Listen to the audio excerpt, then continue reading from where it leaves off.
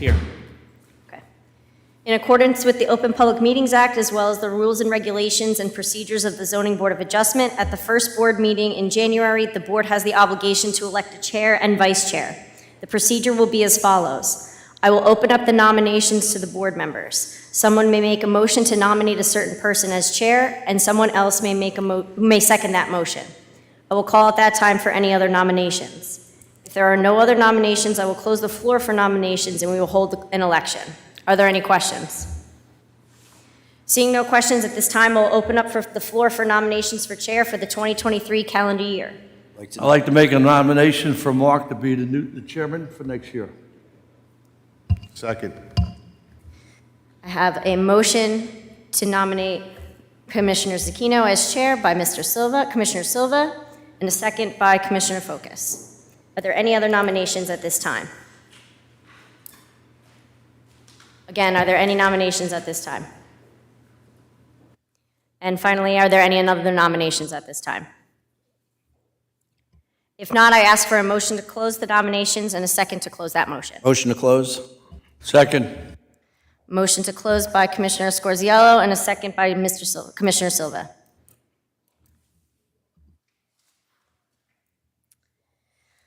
All those in favor of the motion to approve Commissioner Zucchino as the chair of the Zoning Board of Adjustment for the 2023 calendar year, please say aye. Aye. All opposed? Congratulations, Mr. Zucchino. You have been elected as chairman as the Zoning Board for the 2023 calendar year. Thank you. Thank you. It's an honor to be the chair of this board. I just enjoyed being on this board, and the gentlemen to the left and right of me make it even that much better when you have good colleagues on left and right of me. So I will open up nominations for vice chairman. I'd like to nominate Commissioner Scorziello as vice chair. Second. Confirm. I have a motion by Commissioner Foukas for Commissioner Scorziello for vice chair. I have a second by Commissioner Soshan. I have any other nominations for vice chairman? Again, any other nominations for vice chairman? Third and final time, any other nominations for vice chairman? Seeing none, can I get a motion to close? Motion to close. Motion to close by Commissioner Soshan. A Second. Second by Commissioner Foukas. All in favor of Commissioner Scorziello being vice chairman, say aye. Aye. Any opposed? Seeing none, congratulations, Vice Chairman Scorziello, for the calendar year. Thank you, Chairman Zucchino. And we will reconvene at 7 o'clock for our regular meeting.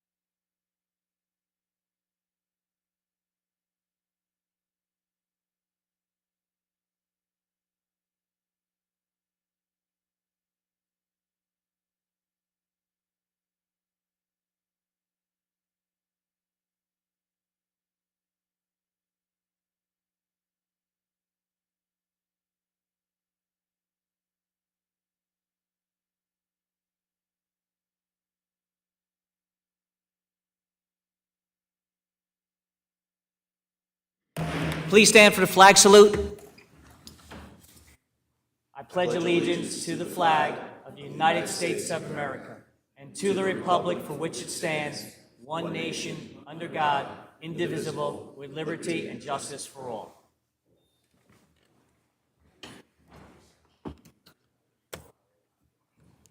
I'd like to welcome everybody to the January 4th, 2023 Zoning Board of Adjustment meeting.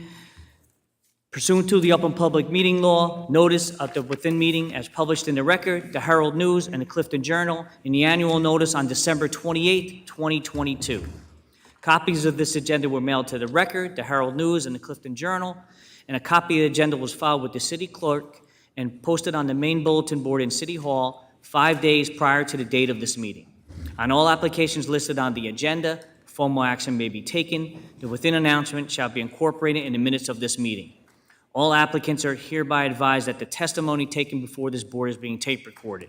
In the event that any applicant desires to take an appeal from the action of the board, a stenographic record of the proceedings is available and may be obtained through the office of the zoning officer upon payment of the required fee. Roll call, Ms. Morgese. Commissioner Jasko.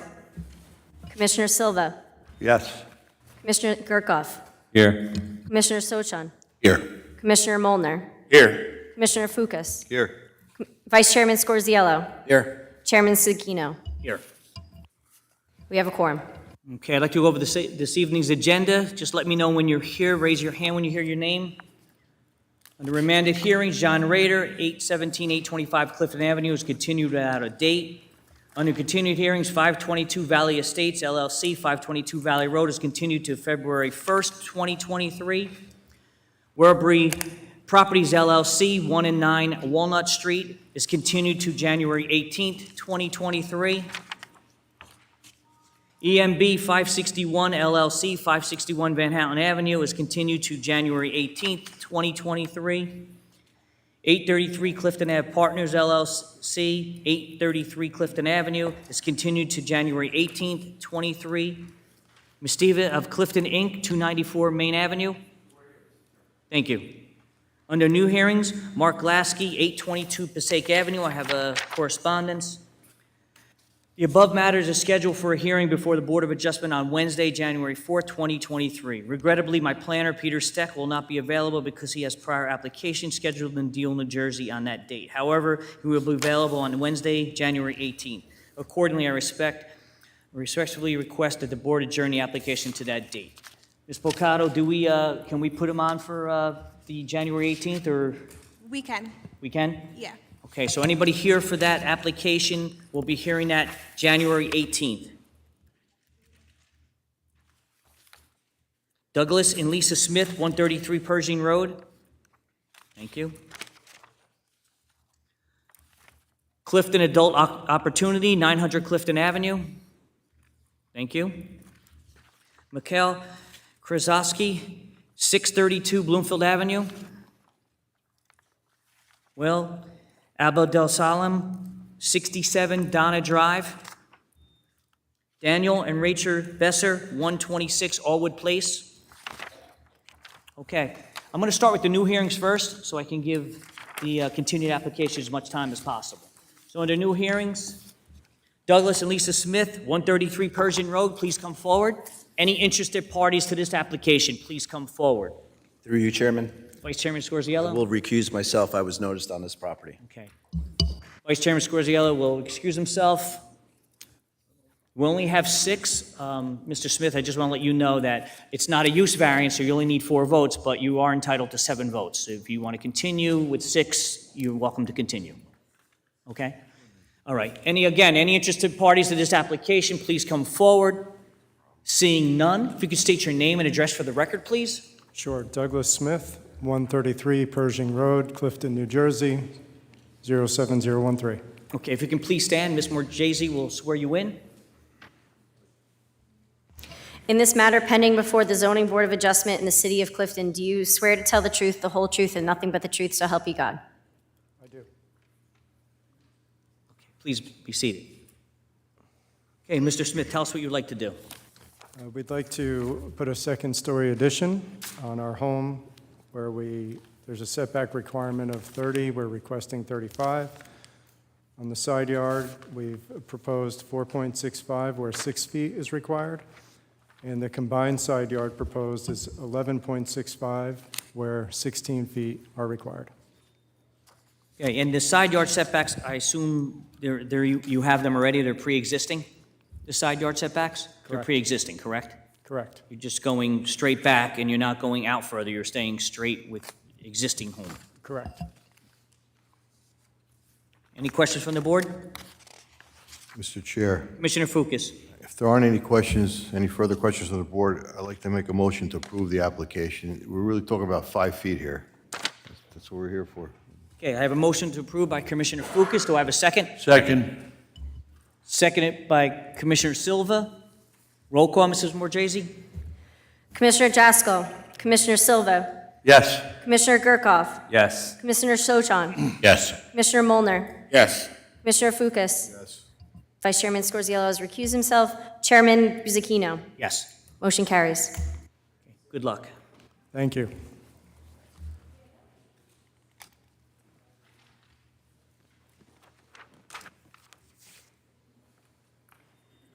Okay, next application, Clifton Adult Opportunity, 900 Clifton Avenue. Please come forward. Any interested parties to this application, please come forward.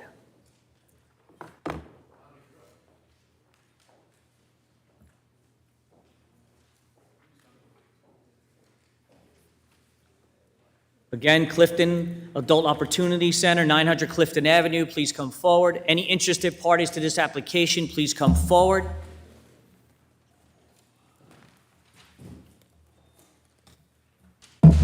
Seeing none.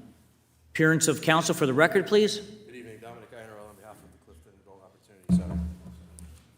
Okay, and how many witnesses will you have this evening testifying? Well, I have Grace Lisbona, and then I have Mike Kubita, who's our architect. So, Okay. two.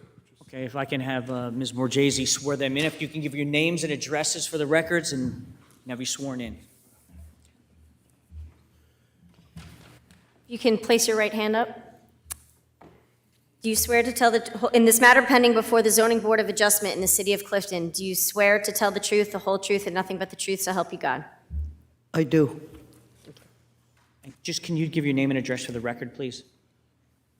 What do you say? Name and address. Oh, my name is Grace Lisbona. I live in 637 Grove Street, Upper Montclair, New Jersey. Okay, thank you. And Sarah, your name and address before you're sworn in? Michael Capita, architect, 5 Old Orchard Road, Woodland Park, New Jersey. Okay, please, she'll swear you in also. You can raise your right hand. In this matter pending before the Zoning Board of Adjustment in the City of Clifton, do you swear to tell the truth, the whole truth, and nothing but the truth, so help you God? Yes, I do. Thank you. Okay, Mr. Iannarella? Thank you. Mike, you want to grab a seat over there? Just by way, good evening, everyone. Happy New Year to everybody. By way of brief introduction, this was a previously approved application that's coming back before the board for re-examination of final site plan.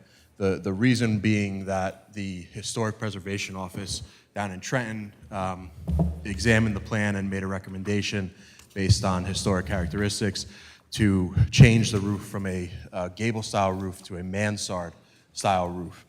Because of that change, it implicates a different height calculation, whereas a gable-style roof would have been measured at its median, and a mansard roof is measured at its peak. So we're just resubmitting for final site plan reexamination based on that change recommended from the Historic Preservation Office. So basically, we're just changing the roof line. That's it. Actually, the funny thing about it is that the overall physical height of the structure ended up getting shorter. But it's just where it's calculated because the gable would be at the median versus the mansard at the peak. So the mansard is actually slightly shorter than what the initial actual physical height was on the gable roof. It's just the way they get calculated under the zoning laws. And the rest of the site plan is staying the same, just the Correct. roof line, correct? And I have copies of that. I don't know if you want to see those or not, but it is all exactly the same. The main thing is the architecturals, which Mr. Kubita had printed out copies of just to show the side-by-side differences between the calculations with the gable and the mansard style roofs. Okay, oh, yeah, why don't we do that? Why don't we at least just see the difference? And we'll mark that A1. That'd be great, thank you.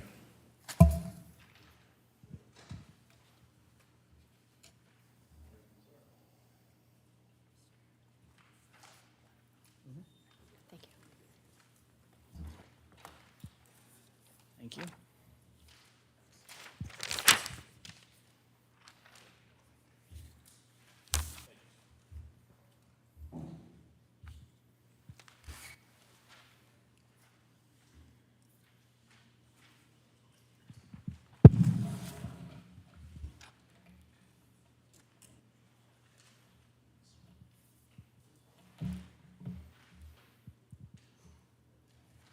And with that, now that you have the drawing in front of you, if I could call as my first witness, our architect, Mr. Kobita. Okay. The board accept his We'll accept his qualifications. qualifications. He's been in front of us. Mr. Kobita, if you could just talk to the board about what you did here with the side-by-side. Good evening. What I just handed out was a drawing marked AE, had a revision date of today, 4 January 2023. And the drawing that I just has out is, I added a comparison to roof design, which is in the upper right-hand corner. Excuse me. As you can see, on the upper right was the original roof design submitted to the historic. And through the course of the application, they made recommendations to change the roof design. So I noted that on the, with a note above, that the original roof design for hip and gables was measured to the mean average, which is from the highest point of the roof, which is the peak, to the eaves, which is duly noted on the drawing. And it had an overall height of 35.1. On the left is the revised roof design per the historic comments, which changed the roof from the gable into a mansard, which at that point in the Clifton ordinances, it said all other roofs are measured to the highest point of the roof. That being said, I've indicated that, which is the same, there's no change to the physical building design at all, but it's at a height of 32.8, so it's slightly higher than it's slightly lower than what's on the peak. So you can see the difference of, and the only thing that's indicated on the left with the mansard is just a decorative parapet for the roof, which is not included. So that the mean average that was originally submitted was at 29.4, is now, in the ridge being at 35.1, our roof design now is at 32.8, which is slightly lower than the ridge of the original design.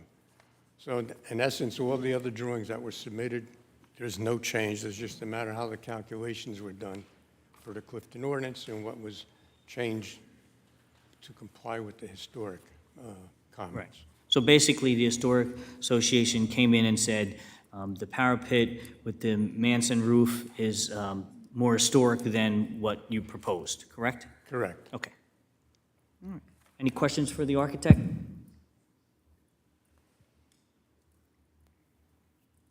Mr. Chair, Commissioner Fukas. I'm really confused here. What are we doing here? Just the roof, because It's not getting higher. no, it's actually dropping, but Mr. Iannarella, just explain it again, the historic, No, I understand, but it's ridiculous. just the roof. It drops, it actually drops, and as Mr. Kubita was saying, it was initially 35 feet, and this is going down to 34, essentially at the parapet, but the parapet doesn't get measured for the calculation, so it's actually 32.8, so it drops, and the overall was increased less than 10%, so it wouldn't trigger a D6 variance or anything like that either. So it really is, quite frankly, a de minimis change. It's just based on, because of the fact that it's calculated differently, we put it back in front of the board to do things the right way, because that's obviously important to the Opportunity Center. But everything else with respect to the application, the site plan, everything is exactly the same. It's just the style of roof and how that style is calculated. That's the only reason we're back here. Got it. Any other questions from the board? Ryan Morel? I think Mrs. Bono actually isn't even going to testify, so if we could just put it up, we'll submit with that and ask the board to vote, please. Yep. Mr. Chairman, Commissioner Gerkoff. if there are no further questions, I'd like to make a motion to approve this application. Okay, I have a motion to approve this application by Commissioner Gerkoff. Do I have a second? Second. Seconded by Commissioner Silva. Roll call, Ms. Morgese? Commissioner Silva, Yes to approve. Commissioner Gerkoff, Yes. Commissioner Soshan, Yes. Commissioner Molnar, Yes. Commissioner Fukas, Yes? Vice Chairman Scorziello, Yes. Chairman Zakino. Yes. Motion carries. Thank you all. Always a pleasure. Happy New Year again. Have a good evening. You too.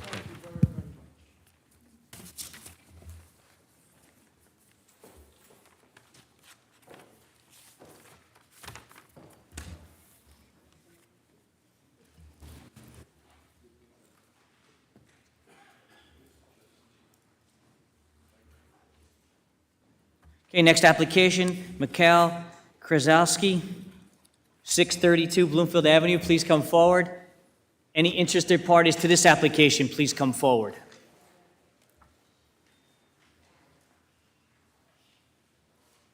Again, any interested parties to this application, please come forward.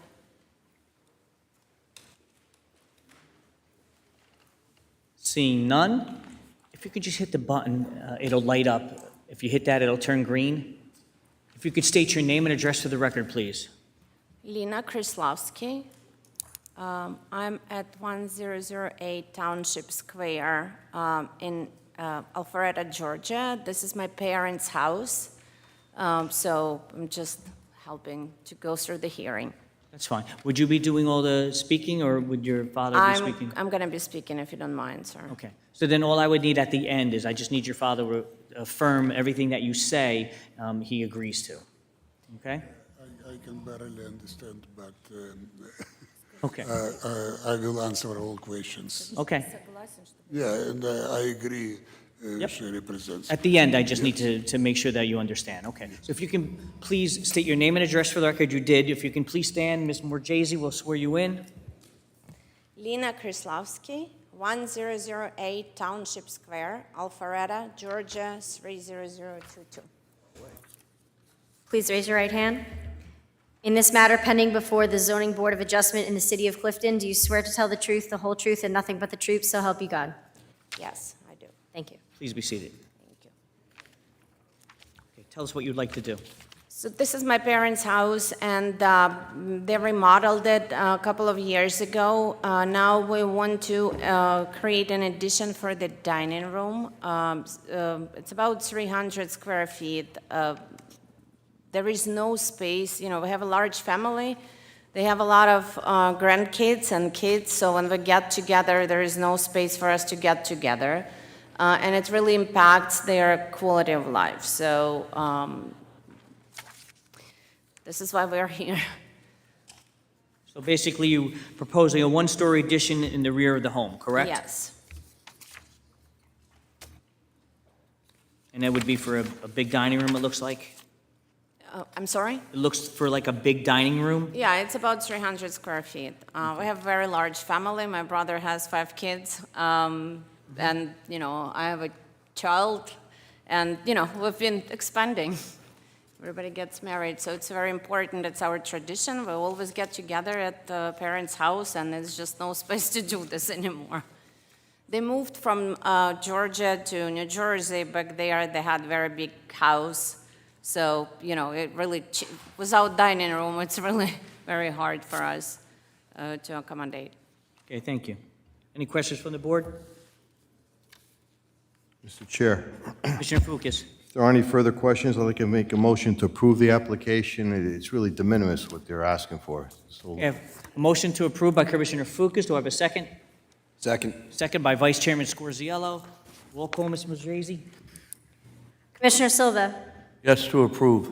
Commissioner Gerkoff, Yes. Commissioner Shosan, Yes. Commissioner Molnar, Yes. Commissioner Fukas. yes. Vice Chairman Scorziello, Yes. Chairman Zakino. Yes. Motion is approved. Thank you very much. Happy Good luck. New Year. Have a good evening.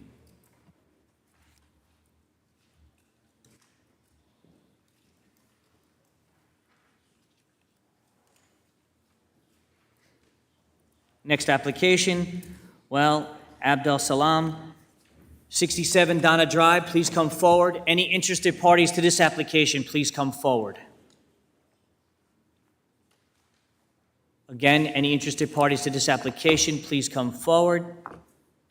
Seeing none, if you could just hit that button to turn it green, please, thank you. And if you could state your name and address for the record, please.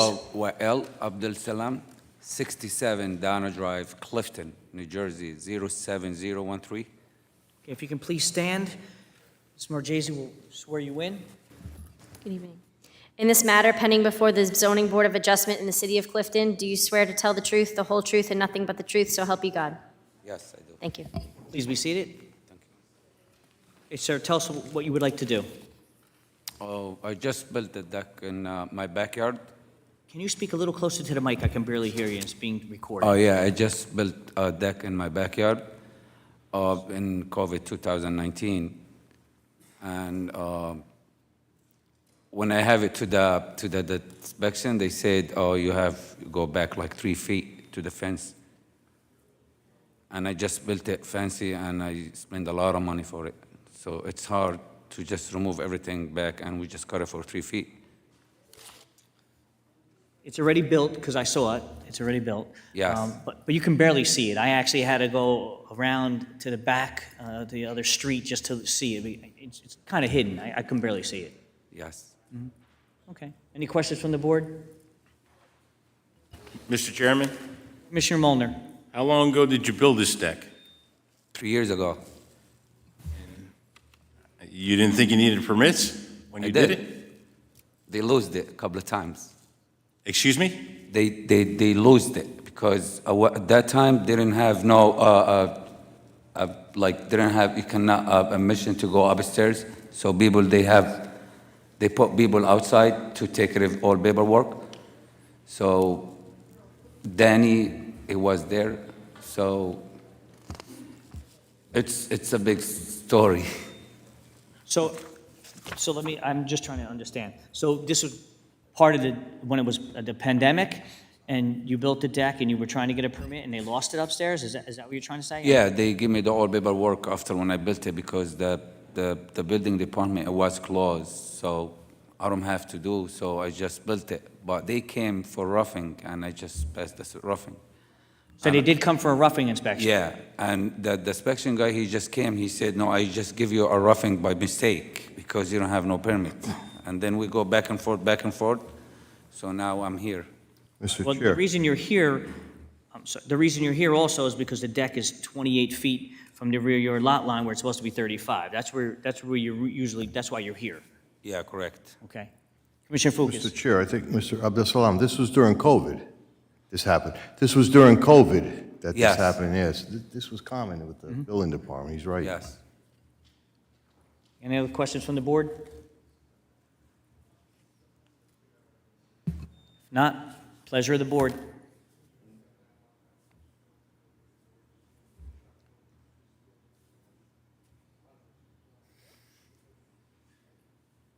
Through you, Chairman, Vice Chairman Scorziella. make a motion to approve this application. Okay, I have a motion to approve by Vice Chairman Scorziella. Do I have a second? Second. Seconded by Commissioner Silva. Roll call, Ms. Marchese. Commissioner Silva, Yes to approve. Commissioner Gurkov, Yes. Commissioner Shotan, Yes. Commissioner Molnar, I realize this was done during COVID, but there's still rules to be followed. I vote no.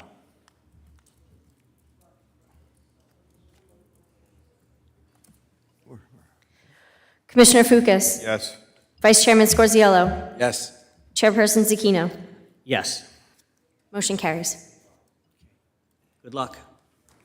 Motion carries. In 2 weeks, we'll do the resolution, and then you can see Ms. Bocato, and then we can go from there. Okay? You're welcome.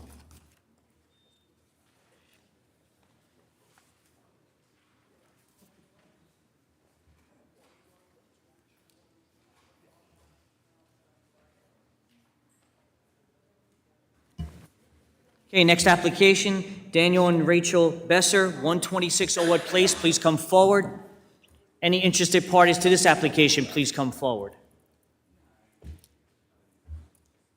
Again, any interested parties to this application, please come forward. Seeing none, if you can just please press the button and state your name and address for the record, please. Daniel Besser, 126 Allwood Place in Clifton.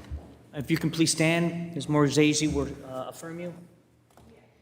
In this matter pending before the Zoning Board of Adjustment in the City of Clifton, do you affirm to tell the truth, the whole truth, and nothing but the truth? Thank you. Thank you. Please sit. Please, tell us what you'd like to do.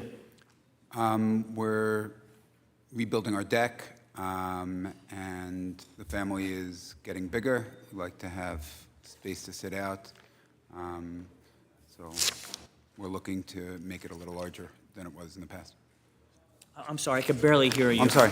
No, you have it. Just I had it bring on? it closer. I can barely hear Sorry. you. That's okay. Yeah, so we're looking to make our deck larger. We had to rebuild the deck, and the family is bigger, and we want to be able to sit out there, have space. Okay, so the addition that you're putting on, it looks like it's a 16 feet by 15 feet Yeah. of additional deckage in the back, correct? Right. Any questions from the board? Mr. Chairman, Commissioner Stoshan. if there are no other questions, I'd like to make a motion to approve this. Okay, I have a motion approved by Commissioner Stoshan. Do I have a second? Second. Second by Vice Chairman Scorziello. Roll call, Mr. Pogarelli. I'm sorry, Ms. It's going Borghese. to take a Bad little habit. bit, all right? Commissioner Silva, Yes, to approve. Commissioner Gurkov, Yes. Commissioner Soshan, Yes. Commissioner Molnar, This gentleman followed the rules, yes. Commissioner Fukas, Yes. Vice Chairman Scorziello, Yes. Chairman Zucchino. Yes. The motion carries. Thanks so much. Have a good evening.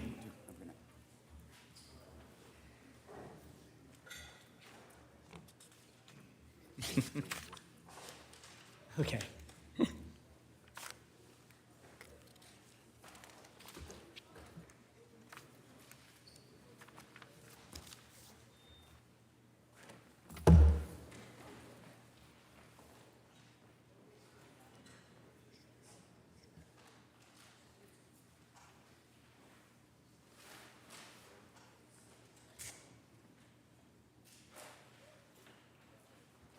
The board will just take a 5-minute recess.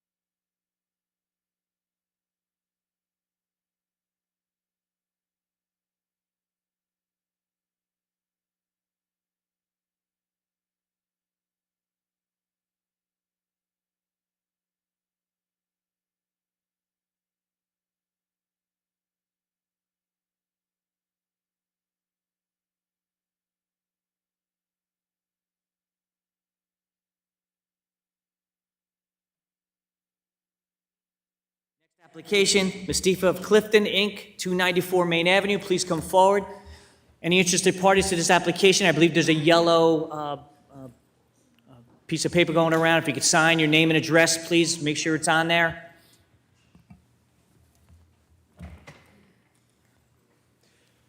Appearance of counsel for the record. Yes, good evening, Mr. Chairman, Commissioners. Henry Volentovich, the firm of Celentano, Statmauer, Clifton, New Jersey. Okay, and I know the last time I actually listened to the tape, I watched the recording also. You had a few witnesses that you already had sworn in, correct?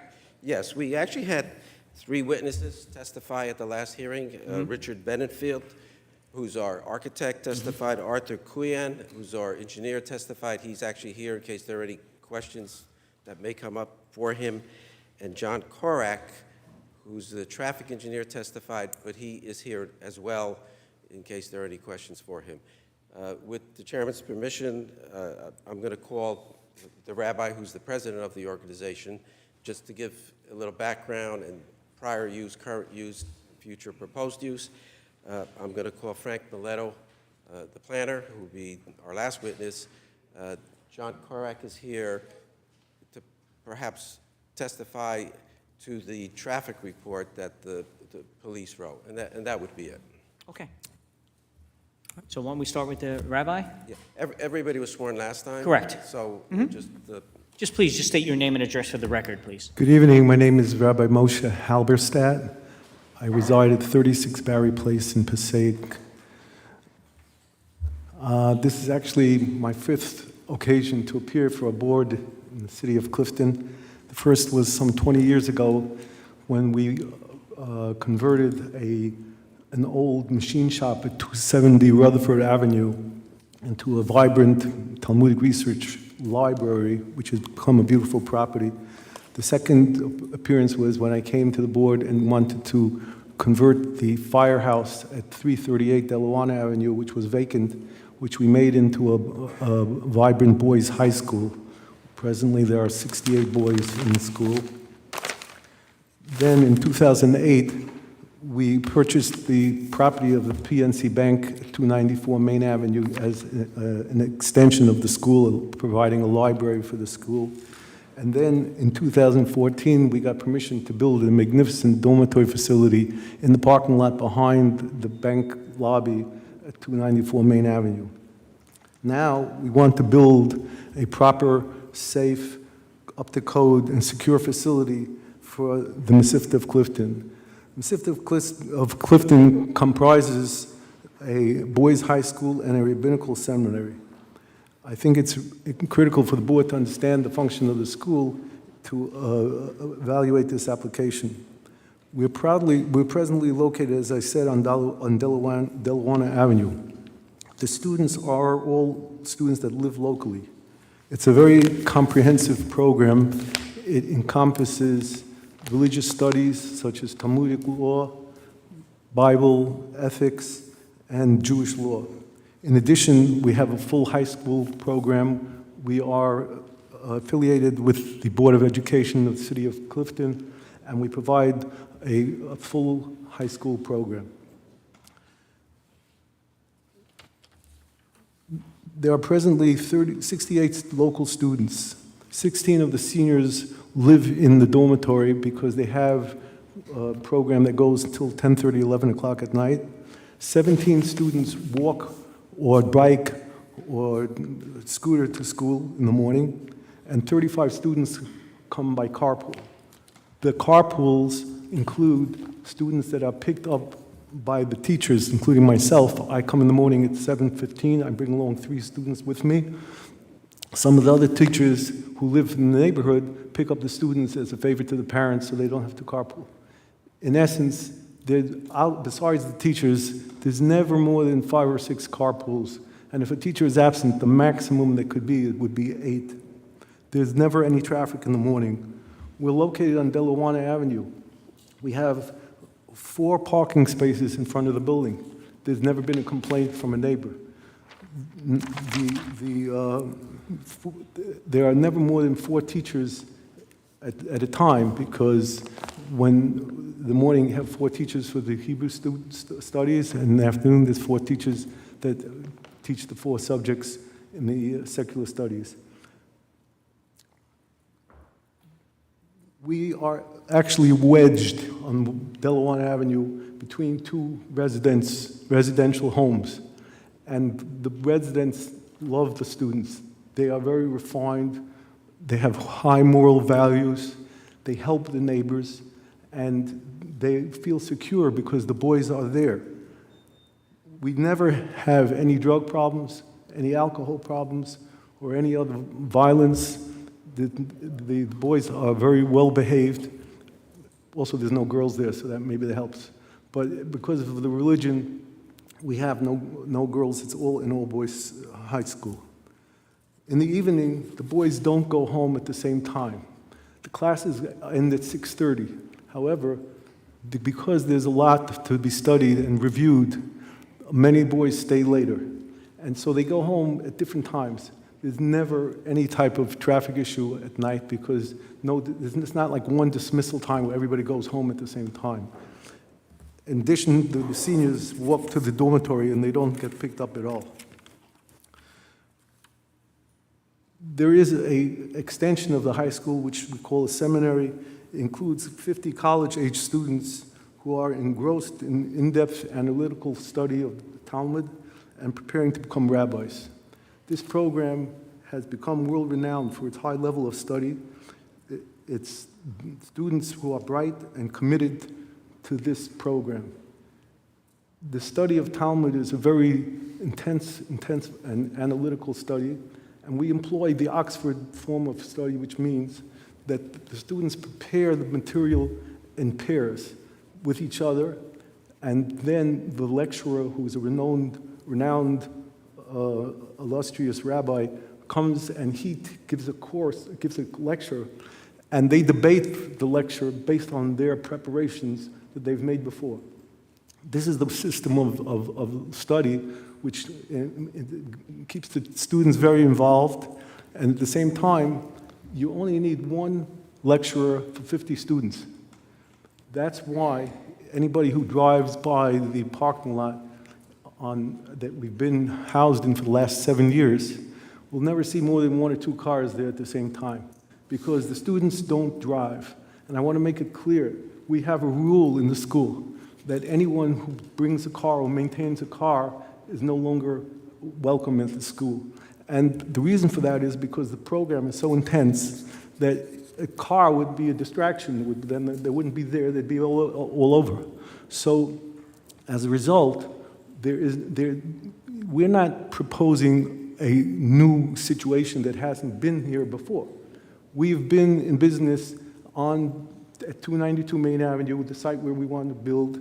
We've been there for the last 7 years, since 2017. There are presently 68 beds fully occupied. There's never been a problem with cars. There's never been a problem with neighbors. In addition to that, the high school has been located on Delaware and has the same record. In short, our students are refined, well-mannered, and religious young men. We have always been good neighbors. You've never heard from the neighbors nor from the police any recorded incidents, and you're talking about, between the two parts of the school, 120 young, energetic men. We spent a lot of time designing the building, not with the intention of creating a huge, large school. That's not what we're looking for. We are trying to be an exclusive school with a very set goal. The spaces that we designed were meant to keep the school at the size that it is, but to provide an open, clear, secure possibility for the students to be able to learn. And matter of fact, in the design, the north and the south sides of the building were left as an open area so that the neighbors would see the landscaping in the beautifully landscaped area, and the building would be within those two borders. The location of the property is excellent for a school, and we know that from experience. We're there already for 7 years. Across the street from us is a field from a cemetery. We don't bother them, and they don't bother us. And behind us is a park. And so it's a perfect location. It's a challenging location. It took a lot of hours intense preparing to figure out how to use this property, which is long and narrow, and make a school building with a center hallway and sizable classrooms on either side of the hallway. But I do believe that anyone who's familiar with the school will know that the students are a pleasure to the neighbors, and there is no traffic caused by the school, and there's no parking problems with the school location. I believe very strongly, especially with my past experience, that this project will provide prominence and beauty to the city of Clifton. It will provide a much-needed education facility for local students. Many of the parents pay property taxes in the city, and it will also enhance and beautify the neighborhood. Thank you. Thank you, Rabbi. I have no questions. Rabbi, you say it's a secondary school, correct? It's for students who want to continue on their Talmudic studies, yes. So now, what do you have there now? What ages and what grades are now? Are there On Delawana, we have 9th through 12th grade. On Main Avenue, we have the post-high school division, which has presently 52 students. And that's post, you said post-high school? Post-high school, that's correct. And how long do they go to? 22, 23, 25? They're usually there for 3 years, meaning from 18 to 21. Then most of them continue their studies in Israel. And so this addition, when you're knocking these buildings, putting an addition, this is for the secondary schooling, correct? Or you're putting it all together in one, I correct? would classify it as a relocation, not an addition. In other words, we're trying to move the high school out of Delawana, which is a former firehouse, and it's an old building, and it's not really, the size of classrooms is not efficient. There's not enough office space. There's not a proper area for a study. So we want to create a building that has on one side the high school, and on the other side, the boys who are on the post-high school. So if you're looking at the diagram, I guess to the north side would be the post-high school, and the south side is the high school. And I remember a testimony when I watched the thing, that you have staggered drop-off, staggered pickups, correct, you were talking about? That's correct, because some of the boys come at 7:15 in the morning for a special class that's given before prayers. Some of the boys come at 7:45 to come in time for prayers, and some boys pray in the synagogue and they come for the classes afterwards. So it's never everybody coming at the same time. Thank you. Any questions for the rabbi? Mr. Chairman? Commissioner Molnar. Rabbi, I'm very familiar with your school on Delamont Avenue. I've lived there my entire life, further River Road. Other than the scooters flying around, your gentlemen are gentlemen.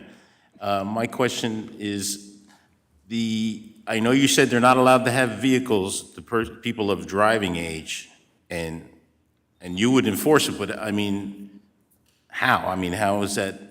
You know, if they park, say, down on Homer Street or on Linden Avenue on the other side of the park, how you know, we're just bringing more traffic in an already crowded area.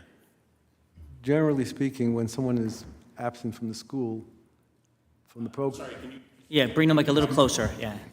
Generally, when someone is absent from the school program, he has to give a reasoning, and we have an accounting as to where he is. You have to understand that it's very difficult to get into the school. We have, for instance, for the high school, we have an average of 17 boys in the class now. We had, for 9th grade last year, 60 applicants. It's difficult to get in. And the same thing is true for the post-high school program. Nobody wants to take a chance, once they're in, to lose their spot. And that's why we know that they don't maintain cars. And quite frankly, like I said, we've been there 7 years. No one has ever complained that there's somebody parking in the front of their house. It just isn't, it just doesn't happen. All right, I appreciate that. Thank you. Any other questions for the rabbi?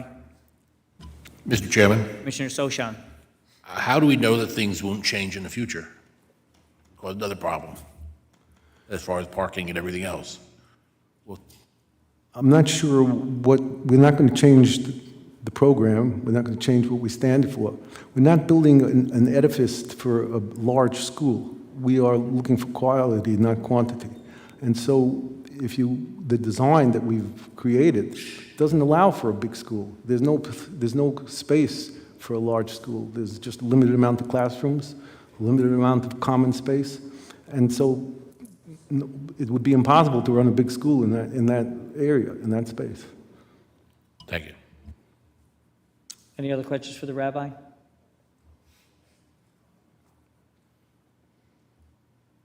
Seeing none. Interested parties, questions for the rabbi on his testimony, on how the school operates, how the school works, how the drop-offs, any type of questions on his testimony? If you could state your name and address for the record, I know you were sworn in at last meeting. Henry Cholozinski, Homer Street. I got a couple questions. Left my spectacles behind. Mr. Halberstam, you said right now, if my math adds up, you got 112 students there, and you're looking to put between 140 and 160 students into the class, into the school? What exactly is the question? If we're planning to expand? Just correct my facts and figures for me now. Yeah, with the school, it's not going to remain exactly the same numbers as it is now. You're looking to increase enrollment to between 140 and 160, correct? We're trying to make classroom space that we'd be able to have 20 students per class, which is optimal, better than 17, which is the average presently. So that would make 80 high school students. In addition, we'd like to have 60 post-high school students, which makes a total of 140. Because doing the math, at 140 students with your 40,000 square feet, you're allotting about 350 square feet per student, which some people raise a family in that kind of square footage. That's an awful lot. Would you consider cutting the size of this building down? Absolutely not. Why? We designed the building to meet all the needs of the school. A typical classroom is over 600 square feet in order to have a proper space for, you're talking about teenage high school boys. You need to have a center hallway you need to meet fire codes. You need to have common areas for students, and have an auditorium and a study hall, and all those facilities. I don't add up exactly how many square feet it comes out per student, but I know what the program requires, and I know how many students I'm preparing for, and that's what the building was designed for. That would have been your architect who would have figured out somewhere around 350 square feet at 140 students. Right now, the high school over on Delawan Avenue, you give us glowing reports of your students. However, the playground at Dunny Park, your students have absolutely trashed it. They've ripped down 2 gates that the city had put up. They've ripped down the fence over there. They've damaged some of the play equipment. Wait a minute, I'm not done. Absolutely not true. Absolutely not true. Well, according to the children that use it, they get chased out of there on a regular basis. So I would have to go with, children are too young to lie. You were talking about someone tearing down fences. None of my students tore down any fences. It's not the truth. This goes to a maintenance problem. You and I had a discussion about Kosher Experience, about how it's trashed, and you told me that you're unable to have your tenant maintain it. He refuses to maintain it. The place is a dump. You said you're trying to get rid of him, and by the way, zoning board, it's a zoning violation because he advertises a restaurant there that doesn't exist, so he got away with the variance. So the neighborhood has these issues that we would like to have this addressed with your new building. Charles Zaluski, if you can phrase your questions towards the rabbi. I know you're making statements, which I understand, and you're allowed, at the end, I will allow everybody to make statements, any closing statement, but right now, I need you to just question it. Make it a question. The only other questions I have at this point, well, over the capacity, and would the rabbi be willing to cut the size of this building down to maybe 30,000 square feet? And that'll come later. Is the engineer here tonight so he could be recalled? I have questions again about the permeability of this asphalt parking lot, because it piqued my interest and I started doing a little research on it. And it's not as permeable as everybody thinks it is. But it has to be maintained. That's the big headache with that. Has to be maintained, That's has to be correct. vacuumed, has So- to be washed. I agree. So why don't we finish with the rabbi, and he also had the planner, and then if we have time, we can call back the, Right. Well, and the last question I have for the rabbi is, if this school is so difficult to get in, why are you increasing your enrollment to make it easy? It seems like you are diminishing your stature as a school. If it's difficult to get in, it's the difference between Harvard and Montclair State. Why turn it into Montclair State? Why are you increasing the enrollment? Is it strictly a for-profit thing, or? The answer is we want to increase the enrollment to a size that's maximal for what we're trying to do. We're not trying to increase the enrollment to 200 students. We're trying to increase the enrollment to 20 students per class, which is a very small number, but a very workable number. And for the program that we run, we need to have a small teacher-student ratio in order for the boys to succeed.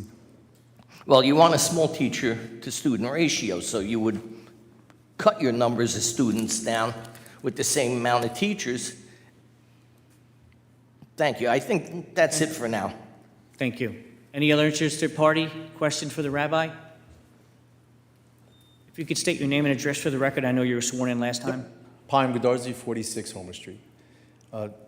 Rabbi, I just want to follow up with the question I was asked earlier. How do we... Can you speak into the mic, please? Oh, sorry about that. That's okay. How do we intend to monitor the cars that may or may not be parked there? That question wasn't answered, other than the fact that you expect your students to behave. How do we enforce that? We enforce it because the program is a full-time program. If someone is missing, even if they're missing for an hour, we know that they're missing and we can figure out how they left the premises. There is a certain thing called moral code, which we live by, and students are trained to live by. And if you notice the way their mode of dress, they wear dark suits, white shirts, they don't walk around in shorts, they don't walk around in colored clothing. There's a certain standard. And this is the standard that they aspire to. And that's part of it is not to be on the road, but to be focused on a very intensive program. These students are studying 10 hours a day and being tested on the material. There's no room for anyone to go prancing around in a car. And we know that they don't, and we monitor, and we can tell if somebody is missing, why they are missing. I'm curious why a student missing would have anything to do with that student driving to school, staying in school, then leaving after school. The college-age students all live in the dormitory. Nobody comes to school from the outside. Right, so if I drive to school, I park my car on 46, and then I go to school until school is done, that still means my car is there through the duration of my school time, and there's no enforcement by anybody of which car is there, which car belongs there, and quite frankly, even if you did enforce it, how would you know whose car is which car? Sir, I think I told you that all the students who are drivable age live in the dormitory. They don't drive, they live. Many of the students, in fact, most of the students don't live in this area. Some of the students from the high school continue on. Some of them go to college or elsewhere. But we have students in the school from throughout the state, from California, Chicago, Cleveland, Israel, London. They're not driving around. They live in the dormitory and they study in the program, and they're not out in the streets. I've noticed that the first time that the team was here, that the numbers that was put out in regard to the number of students that would be coming to school, which at the time was 60, is now, as you put it, 35. So numbers were lowered. Why would that have changed? And I'm sure I don't fact-check think you were following closely. I didn't say that the number of students. I said the number of students carpooling is 35. There are in addition students who come by foot, by bike, and there are students that live in the dormitory, for a total of 68 students. And what is the plan for the staggered drop-offs? What time do they go from and to? There are some drop-offs at 7:15, there's some drop-offs at 7:45, some drop-offs at 9 o'clock in the morning. And is there any You're plan talking about a total of maximum eight drop-offs in the morning. And of the 8 drop-offs, 2 of them, 8 carpools, 2 of them are actually teachers who pick up the students and bring them, so there's no additional traffic. They come to school and park. And does that only exist Monday through Friday? That exists on Sunday through Friday. Sunday And through if you live at 46 Homer Street, you probably are aware that we've been there for 7 years and you haven't seen any cars. I'm also aware that the structure you're proposing to put up is considered a major development, which changes the entire structure of our neighborhood and the traffic, the flooding, and the plumbing. We're talking about 2 different things.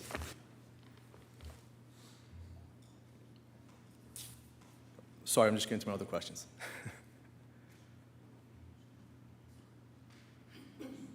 Actually, I got them all. Thank you so much. Thank you. Any other interested party? You could state your name and address for the record, and were you sworn in before? Yes, I was. Okay. Michelle Gallagher, 44 Homer Street. My question is really regarding the deliveries, because right now there's quite a few deliveries, obviously, to the old China Garden, whatever you guys call it now, the Coaster Connection. But how many deliveries are there going to be with the delivery trucks? How many times a day? How many times a week for any kind of delivery? Because now, as we discussed last time, is the exit is now on the street that I've lived on for 24 years, on Homer Street. That's huge to me, especially there's a lot of young children, and you're going to have box trucks or whatever you guys want to call it. It's a big deal, so I'm just curious on that. Firstly, the amount of trucks is as follows. There'll be 1 truck a week delivering meat and chickens, 1 truck a week delivering produce and canned foods, 1 truck a week delivering milk and dairy, 1 truck every 2 weeks delivering janitorial supplies and paper goods. That is the extent of the truck deliveries. Far less than you are experiencing now in kosher experience, and quite frankly, far less than the previous China Garden restaurant. So we are improving the neighborhood. We are causing less traffic, less trucks, and also no one's backing up because they're coming in. We have a large 40-foot drop-off, so the trucks don't have to go back and forth in order to get in. They don't have to create noise when they back up. They pull in and they pull out, and they carefully turn the corner. There will be absolutely no safety issues. Okay, and then where are these drop-offs as far as the students? Is it behind the school, in the parking lot? That's correct. And you're going to be able to enforce that? Because right now with the school, at the firehouse that you're saying, a lot of the drop-off is at the park. And a lot of the people double park. They don't come to the front on Delawana. They come on the corner of Linden and Cherry Street, and then we have to try to go around them as they're double parked. So I guess, how do you enforce that, the drop-off? Is it behind the school? You are correct. I just want to set for the record that when we received approval to use 338 Delawana Avenue as a high school, one of the conditions was that no students should be dropped off on Delawana Avenue because it's a dangerous two-way street, and there's no parking on one side of the street. And so the condition that was made was all students have to be dropped off on Cherry Street behind the school, which is what happens. When you say, it causes traffic, you're talking about maybe for a few minutes in the morning, there's 2 or 3 cars parked. Yeah, I'm not talking about it. It's just in the morning, because trust me, I live over there. The people double park because they're waiting for the kids to come out and everything, and it does cause havoc. So I just want to know that's not going to happen then on Homer Street, because it'll be dropped off behind the school in the parking lot. There's no reason for anybody to be dropped off on Homer or picked up on Homer Street when the school is. We are creating a private driveway, which is secure. In today's day and age, schools are concerned about security. We have no entrance to the building on Main Avenue. The entrances are all on our parking lot, so that's going to be the way to control the traffic. Okay, hopefully you can enforce that. Thank you. Thank We're looking forward to being a good neighbor. that's one good thing about the site plan. The site plan shows that all the cars go into their property to drop off. It's not in front like a normal school would be. That's, Mr. Chairman, Commissioner Molnar. Rabbi, one additional question. Are you going to allow drop-off and pickup on Main Avenue? Because there is parking allowed there. Absolutely not. We will not allow it, and not only that, you can't get into the building from that way. And so Okay. they're gonna I have- just wanted to hear what you were going to say. Thank you. You have another question? I'll last allow you one question. more question because usually I let everybody else go and you're Thank you. coming back already from the first time. So one more. Sure. Go ahead. Rabbi, excuse me if I don't pronounce this, but what is the difference between the school you're proposing and the Yeshiva Katina, which is down the street on Main Avenue? The school down the street on Main Avenue is an elementary school for 2,500 students. It has 3 to 4 parallel classes per grade, starting from preschool through 8th grade. It's a massive school. We're not a massive school, we're a tiny school. We are a very small school of 80 high school students maximum when we finish building, and it doesn't compare to the school that has 2,500. Okay, thank you. Thank you. Any other interested party for the rabbi?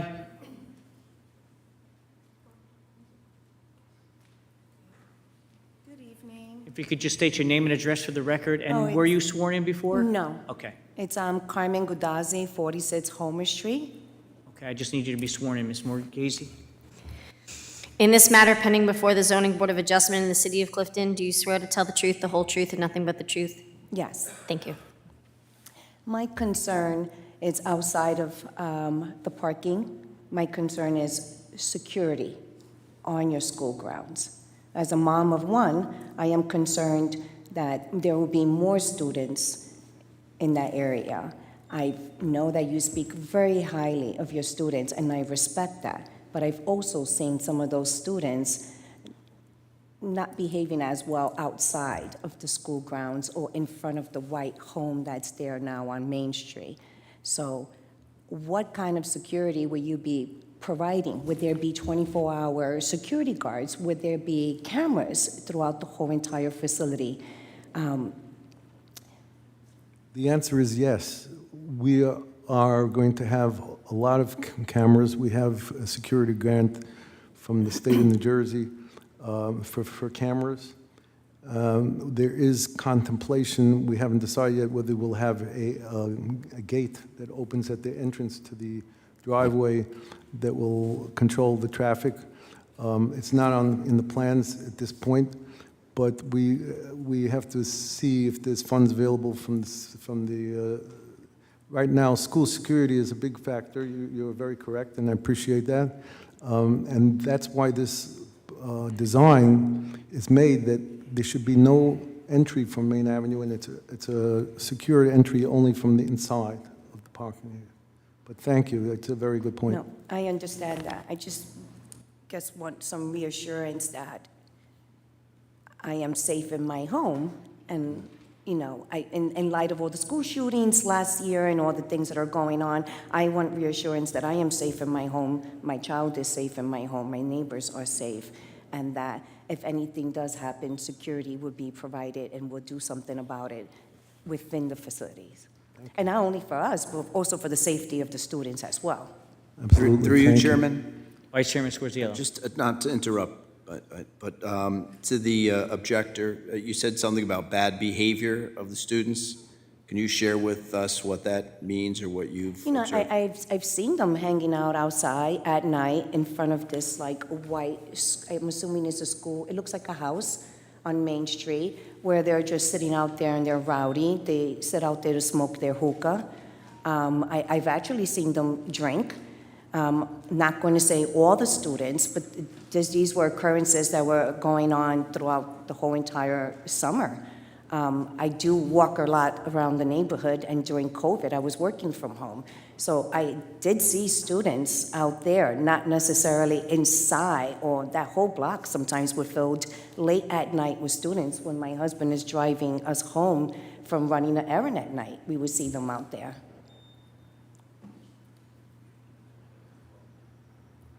you could dispute that or add to it or say it's? The answer is that absolutely, students need to get fresh air. They do go out and go outside. The way we're situated now, the main avenue is the access point. We want to create the place for hanging out inside our campus as opposed to out on Main Avenue. That's one of the reasons we've designed it that way. They are young men studying 10 hours a day. They need to air out. I don't agree that they're drinking. I mean, I don't know how she tested what they were drinking. Maybe they were drinking Coke.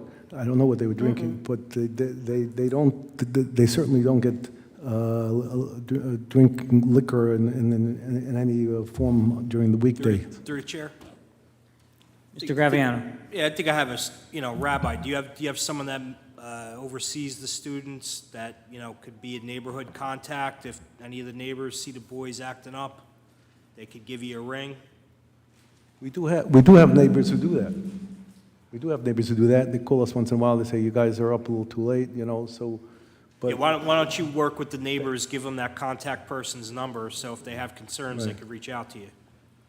It happens maybe twice a year. Maybe. No, I understand that, but I Yeah. think it would give them a level of comfort that things could be addressed if something's going on. I have to tell you that the neighbors on Delawana Avenue are thrilled with the boys. When we proposed to build the dormitory, there was a gentleman who lives next door to the school who was handicapped. He came in the middle, it was a rainy night, he came with his walker, and he testified how the students, when he pulls up from shopping, they come to his car and carry his bags in, so he shouldn't have to carry them. There was another young lady who came and spoke about how they feel secure because the boys are there, and it gives them a sense of security. Rabbi, I understand that. No one's questioning your operation. I'm just saying that gives them a level of comfort that there are. It would be a nice concerns. idea if you would give a number Right. to somebody that they can get in contact. give them If my cell something number. goes bad, they have somebody they can call. And that may be so, and I respect that you really think so highly of your students, but boys, Boys are boys. Okay. and children, young people in general, and I have to be concerned for my safety in the neighborhood. I have personally seen tons of garbage that included beer bottles throughout in front of the whole entire block on Main Street. That whole place is just filled with trash. I won't believe that they're just random people walking by and throwing their alcohol out into the grass. But with that said, I just need reassurance that if this is approved, that we have top-notch security when you have 140 students there, and some of them are spending the night in their dormitory. I don't want to feel unsafe walking in my neighborhood when I have a 4-year-old at home. And that's pretty much it. Mr. Chair, Thank you. Commissioner Fukas. Rabbi, in the interest of the good neighbor policy, would you be willing to give that lady and whoever asked your personal cell phone so they could contact you directly? Absolutely, that's what I do with the That's other all. neighbors. Beautiful. Did you hear me? Any other interested party? If you could state your name and address for the record, please. Natalia Odakowski, 134 Cherry Street, Clifton, New Jersey. And were you sworn in last meeting? or No, not? I was not. If you could raise your right hand. In this matter pending before the Zoning Board of Adjustment in the City of Clifton, do you swear to tell the truth, the whole truth, and nothing but the truth, so help you God? Yes. Thank you. Please, again, for the rabbi. So, Rabbi, you say that being a good neighbor, you can, contact you in case the students are misbehaving.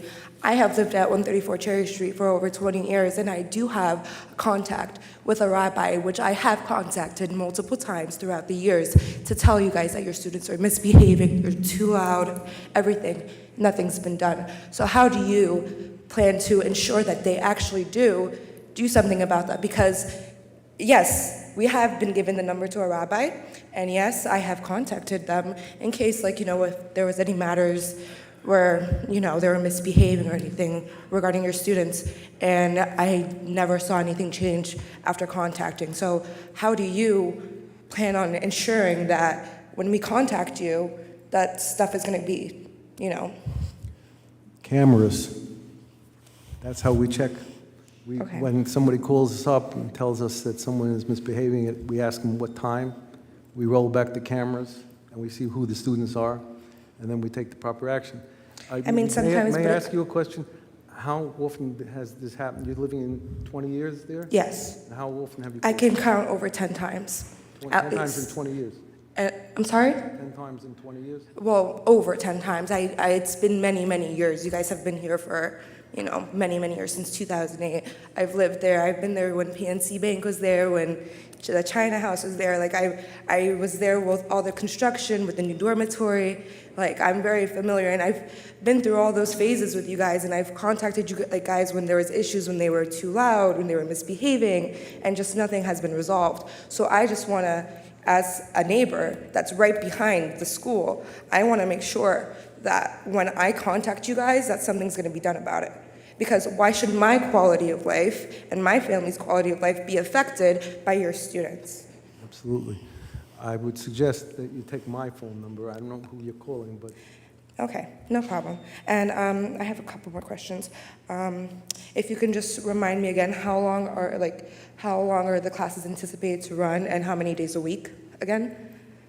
we have classes until Friday, 12:30, Sunday through Friday, 12:30. Friday afternoon and Saturday, there's no classes. And Saturday too? Saturday, there's no classes. Okay. Um, What about we- Sundays? I'm sorry, I just want to clarify. Sundays, there's till 2 o'clock. Okay. They only have the Hebrew studies, and there's no teachers from the secular studies department don't come in on Sundays. And you want to make the entrance for the building on Cherry Street, if I'm correct? Not the entrance to the building. The entrance to the building is in our driveway. Well, I mean the parking lot entrance for the building. That's correct. It would be on Cherry Street. So how do you expect the residents to be able to navigate through that traffic? Because it's a little dead-end street, and there are like at least 7 other houses in that neighborhood, and we all, We have a very, very long driveway. It's actually a block long. It goes from Cherry Street to Homer Street. So, and there's parking, so anyone who turns into Cherry Street and turns into our driveway is not going to be sitting on Cherry Street. They're going to go right off Cherry Street. And quite frankly, I think it'll be a lot less traffic than generated from the post office or something like that. So basically, they're going to go in and make a left. Okay. And then one more question regarding the cars. You say that your students don't drive, which I would just like to know, I've seen multiple cars on Cherry Street that are not our neighbors' cars, and I recognize them because I've lived there for many years, like I said, and I know that those are not those cars, so like, it has to be either like your students or their families, We have office space at 276 Main Avenue, corner Cherry, and the secretaries and sometimes the administrators park on the street, but they're not students. Okay. All right. Thank you. Thank you. Any interested parties? Hi, Beverly Cholazinski, 35 Homer Street. And I know you were sworn in before. Yes, thank you. Okay, so as far as the students not driving, well, first you went from most of them are local, the teachers pick them up in the morning, to now they're from all over the place and they live there. So is there, I was just questioning what. I guess I wasn't clear, you didn't follow. The high school students don't live there in the dormitory, they're brought. Okay. Or they walk, or they bicycle. Then the ones who are from out of the area, who are in post-high school, live in the dorm. Okay, all right. Now, as far as the traffic, what about for the support staff? You said that the office building, that the cars park on Cherry Street now. They generally park in the parking lot. There's a parking lot right on that, adjacent to the post office. But I've seen myself, once in a while, cars parked on the street. I'm not sure why, but generally they park in the parking lot, their own parking lot. And Okay. also, very often, the cars parked on Cherry Street of people who are attending the post office. So they, instead of, if they're coming south on Main Avenue, they don't want to make a U-turn, so they turn left into Cherry Street, park the car, go to the post office, then go around by the park and come back out. Really, in my 40 years, I've never seen it that busy. Okay, as far as deliveries go, figure a straight job truck, like a regular, 24-inch truck or 24? well, 20, it's 26, about 26 The only one feet. that's the 24-foot truck is the janitorial supplies, the others are 26. Yeah, about 26. So that'll come out onto Homer Street to make the left to get onto Main Avenue, or would correct. we have trucks coming through the neighborhood? I've seen buses come through. Not, What was the question? well, that could or may not be from the other school. But I'm just wondering which way they are going to be directed to leave your facility. They make a left out of our parking lot and make a left onto Homer, and then they go to Main Avenue, either left or right, whichever way they're going. Okay. You're talking about 3 deliveries once a week and 1 delivery every 2 weeks. Okay. Excuse me a second. I just. All right. Now, your fine young men, which walk past my house on cigarette breaks, and they are very nice, but they are not perfect. And yes, there are messes left, and it may not be from the school, but there are some young men that have a tendency to go to ShopRite Liquors on occasion. And again, it might not be from your school, it might just be other teenage religious young men. Unfortunately, Main Avenue is a very wide, open street, and there's no commercial or residential houses on that block. And there's a lot of passersby who seem to think that the front lot is a garbage dump. But we're busy cleaning it up. We have a very good custodian, and we do the best we can to keep up with the traffic. Clean up, I beg to differ with you a little bit. One last point, please bear with me. Okay. Well, again, we're concerned with the flooding, but we'll address that with the engineer. And the school that on Delawanna Avenue, now that was originally approved as a Montessori preschool, and then it got changed to for the older students. Now, what are you planning on doing with that? I don't know as yet, but whatever it's going to be used for will be approved by the city. Okay. All right. Now, because like many parochial schools in town have changed usage over the years, and there's also a concern about that. Should this be built and change from its current usage where somebody won't be able to call you and have it taken care of? So it's just something to keep in mind. If it changes a use, it would have to come in front of the board. Right, but it's just something, it's something else to. You're right. Okay, oh, look at this, they moved out, it's a big empty property, what shall we do? I mean, You're right, but I'm just letting you know that if it changed the use, it would have to come in front of this board. and hopefully you'll still be here. Hopefully. Thank you much.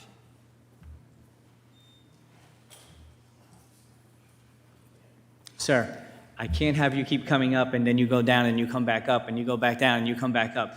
I was respectful last time I had you come back up because you had a question. This is the last time I let you come up. I cannot let you come back up to ask the rabbi a question. It's just not fair, okay? Yeah, you can ask him one more, but this is it. I just want clarity. Because you keep coming back, We could be here till 11 o'clock. You keep coming back. That's not fair to everybody else. So when you ask a question to somebody and somebody else comes up and the next person comes up, it's fair and that's all you get. You don't keep getting a third bite and a fourth bite and a fifth bite. But I'm going to allow you to ask one more question. Thank you. Rabbi, I just want clarity on what the number, the story seems to be changing, so I just want to be clear that I understand it correctly, and I know you have addressed it twice. Once I asked, and it was just asked again. There are 80 kids, high school kids, that will walk or scooter or find their way to school, not driving. The rest live on campus. Correct? Okay, so then who are the staggered group that are getting dropped off? Who is? You mentioned that there's a staggered group, pick up and drop off, that are getting dropped off. So who is that group? That's part of the 80 students that will come eventually. And the reason I'm Presently, asking- it's 68 students. If you do your math, we're only increasing the student body by 12 students, 3 per class, from 17 average to 20. And that's how they come to school. They come to school either by walking, by biking, or carpool, some of whom get dropped off, get picked up by the rabbis, and some of them come from the parents. Understood. I'm asking because the story has changed, and I think that's why we've all come up and asked the same question multiple times. And sir, and I appreciate you giving me the opportunity to speak. This is about a great change in my community, so if I don't have the time, as a paid team does, to sit there and formalize my entire approach to this, my apologies. But I think as a community, a person within this community, I should have the right to speak on my community's board.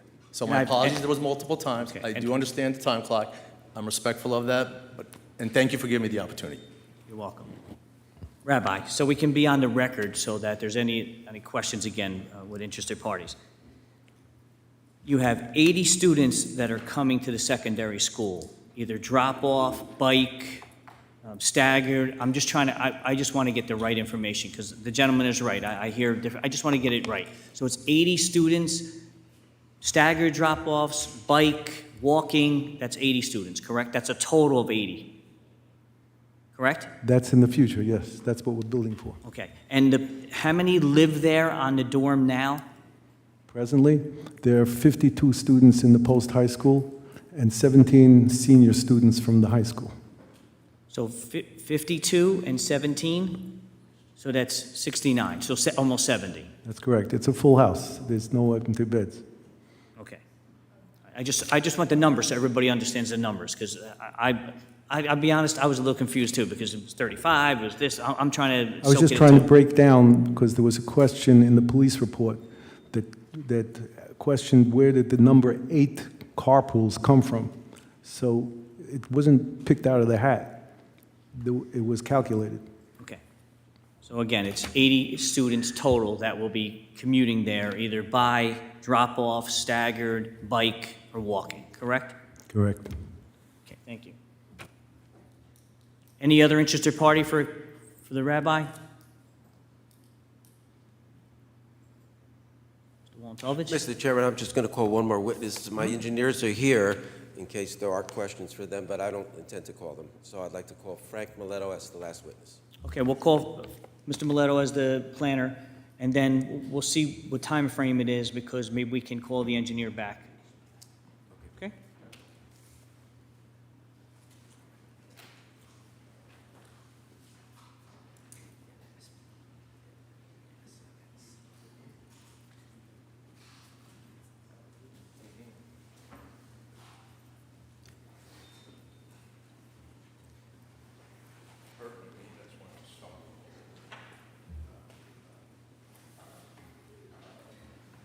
Mr. Mileto was sworn last time, and I'd just And like to... we'll accept his qualifications. He's been in front of us many times. Okay. You were sworn in already. I was already? That's what, Last time. yep. Mr. Mileto, you've obviously testified here many times. Is that correct? We'll accept his qualifications as planner. Okay, thank you, Mr. Chairman. So this application, as you know, is an application to replace... Bless you.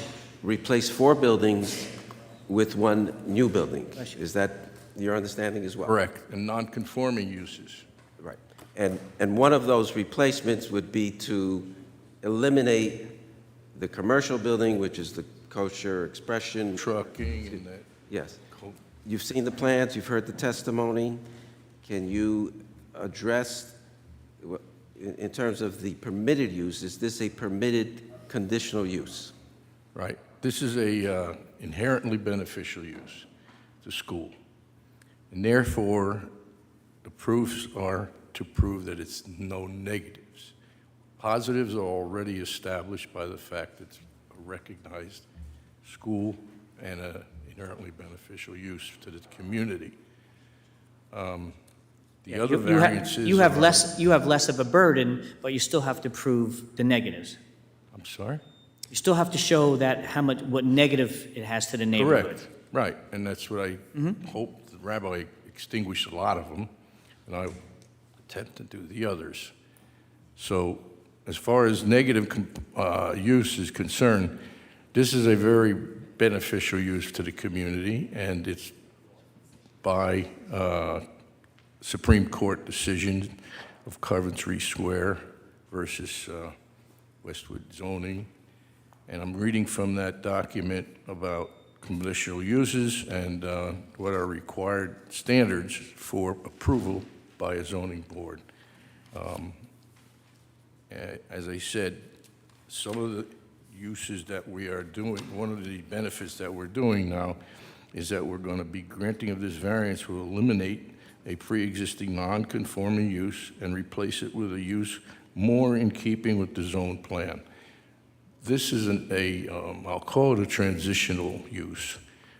There are residences behind and around it, but between that and Main Avenue, there are other commercial uses that are there now and that could be permitted in the future, with or without a variance. If they are permitted uses like restaurant type of other uses, that could be immediately used and without hearing before this board. It would go to the planning board for a simple site plan approval. Bottom line is the school house would provide appropriate transitional use between residential section and a non-residential area. Across the street from this piece of property is a cemetery. There's no issues with that neighbor. It's a non-conforming use, but it's existing and it's going to remain there forever, I'm sure. Down the street, there are other businesses, uses, and so on. They're not going to be affected.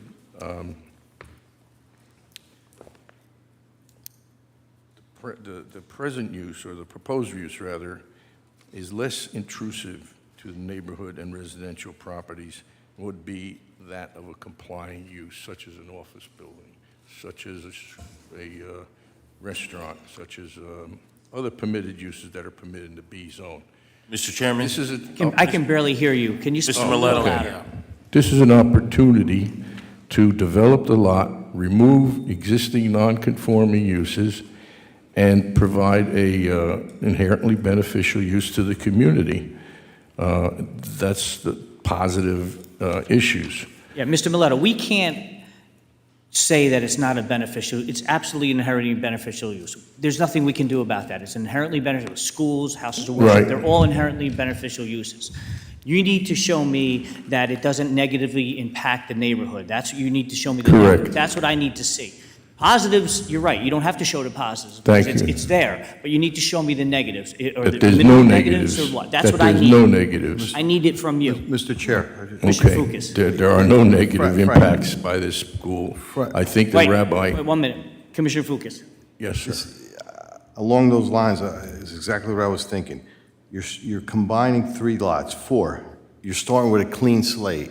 And it is, like, as the chairman said, inherently beneficial use, except the variances you have maximum lot coverage, front yard setback, rear lot setback, building height, side yard setback, parking spaces, parking lot location.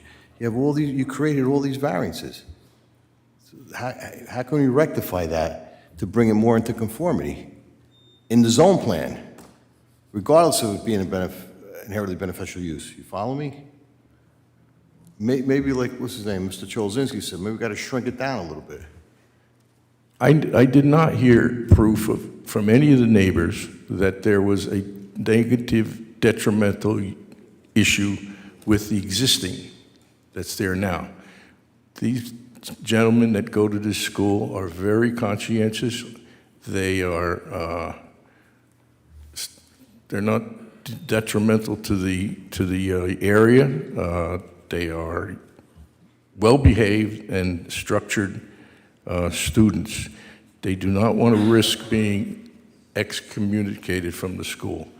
They work hard to get in there. They don't want to be thrown out, is the word I can only think of.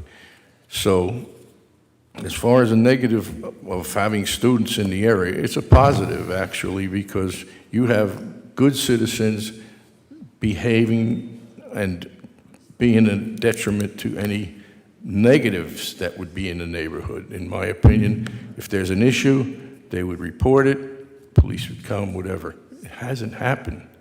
It hasn't happened in the years that they've been there, and I don't think it'll happen again. As far as the traffic is concerned, I think he gave adequate proof that there'll be no negative issues with the traffic. They come and go at interval times. They are dropped off. They walk. They take bicycles.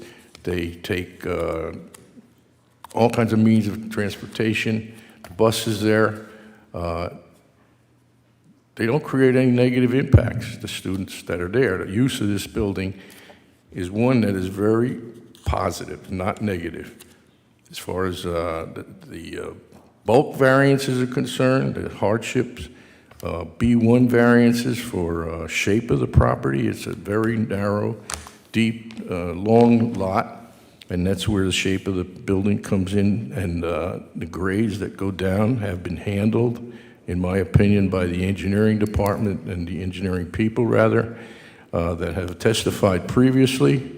As far as benefit to the community, these minor de minimis setback and coverages and issues, the benefit of this school being erected here outweigh any detriment, any negative detriment that it might have. I searched to try to see if where there is any, and there isn't any. There are no negatives. That's my testimony. I own it by all the testimony before the rabbi, and that's all it is. If I could just follow up on Commissioner Fucus's question in terms of the bulk, the C variances, which you're touching upon, is one of the justifications for C variances. Just before you get further, I just want to clear this up. Mr. Graviano. What you're calling bulk variances are really the conditional use variances in this case. The only bulk variances related to this application have to relate to the parking lot setback and the parking lot location, part of the parking lots in the front yard. So I think what the planning testimony was is that the applicant, has specific conditions that require the need for these D3 variances. I think you heard that in previous testimony. Due to county requirements of the driveway placement, that forces the building to be located in a particular situation. Additionally, the applicant is proposing the front yard setback deficiency along Main Avenue, but the building is squeezed in that location. So I think we need to hear the planning testimony, how it's not going to be a substantial detriment to the zone plan or zoning ordinance with those specific conditions that exist on the site. Mr. Mileto? Yeah, just to follow up on that analysis, which was in the report, that analysis talks about benefits outweighing negatives. In your opinion, is that present in this circumstance? I'm saying that the narrowness of the lot and the shape of the lot, now those are B1 variants. Can you bring that a little closer, Mr. Mileto? The mic. Closer? Okay. Thank you. The setback and shape of the lot and the grading and topography are B1 variances, and those are obvious with the shape of the lot and the location of the building. The B2 variances are the benefit of outweigh any detriment, that is that this front yard setback that is being proposed has no negative impacts, in my opinion, to the zone plan or the city of Clifton or the neighborhood. No, I It's just not want going to to set affect. that straight again. It's what? These Graviano. setback variances are D3 variances. So the proof there is that the site can accommodate the proposed use with the variances that are being requested from the conditional use standards. We heard the traffic testimony and the testimony from the rabbi that, there will be mechanisms put in place to make sure that the parking supply is adequate to meet the needs of the building. We heard the engineer go through the drainage plans and the stormwater management mechanisms to help alleviate any extra flow from the increased coverage. So I think what needs to be done is tie up those matters, because there weren't any concerns from Neglia on the stormwater. The stormwater design was designed correctly, so that, you know, helps accommodate any ills from that increased coverage on the site. You have the parking lot location, which is existing today, which forces the location of the building in the front yard, creating the need for that front yard setback variance. I think what the planner needs to do is just tie that together on why there is not a substantial impairment to the zone plan or zoning ordinance, or a substantial detriment to the public good with the proposal that's before us this evening. Mr. Graviano, that's what I've been asking. Well, let me then ask the question directly, because it's in the planner's analysis. Based on everything you've heard, all of the testimony and the documents you've seen, the plans, can this be approved without any substantial detriment to the public good? Because that would address the negative criteria, in your opinion. Correct. There's no substantial detriment. There's not even, I could really visualize no detriments, none.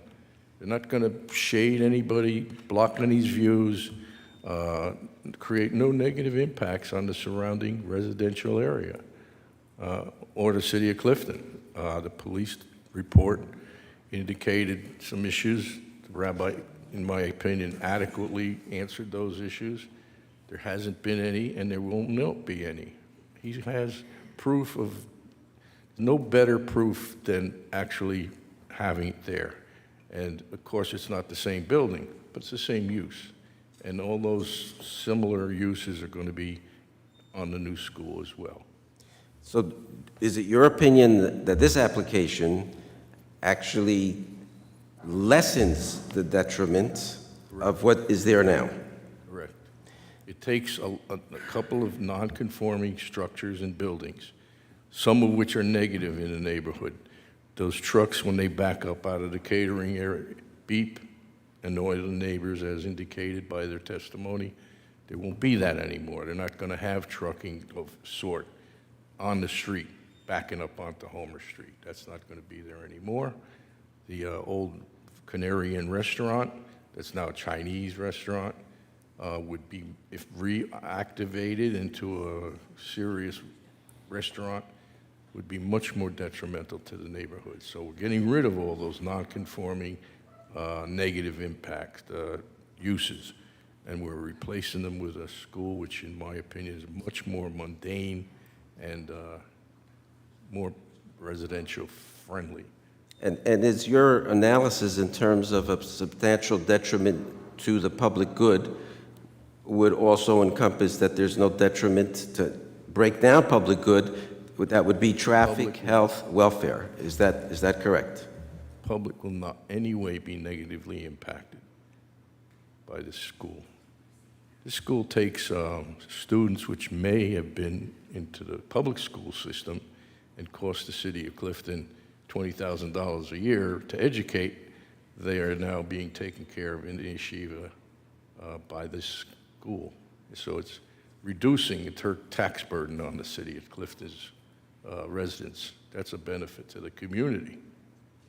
Do you see any substantial detriment to those elements? And once again, we've talked about this all night: traffic, health, or welfare? No, none. Okay. Thank you. Thank you, Mr. Bellotto. No further questions, Mr. Chairman.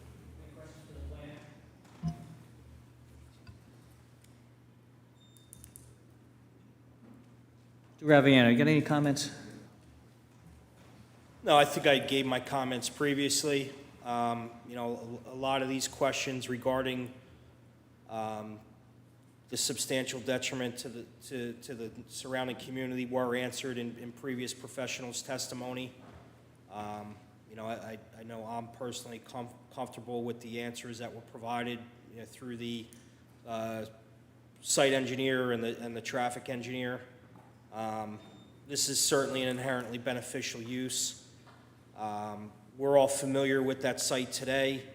I definitely think that the applicant's proposal helps create a desirable visual environment by creating, a master planned institution of higher learning that's, befitting for the city of Clifton. Thank you. Again, any questions for the planner? Seeing none, interested parties, have any questions for the planner, please? No, thank you. Again, it's on his testimony on what he spoke about. Just state your name and address for the record, please. Natalia Lukowski, 134 Cherry Street, Clifton, New Jersey. You say that it's not going to negatively affect neighboring communities. I'm sorry, I'm the back, I live right behind. When you guys built this dormitory, you guys elevated the ground, making our street a flood zone. During Sandy, our street did not flood, our house did not flood. During Ida, we lost 3 cars and our basement flooded because of the elevation, and it's very obvious.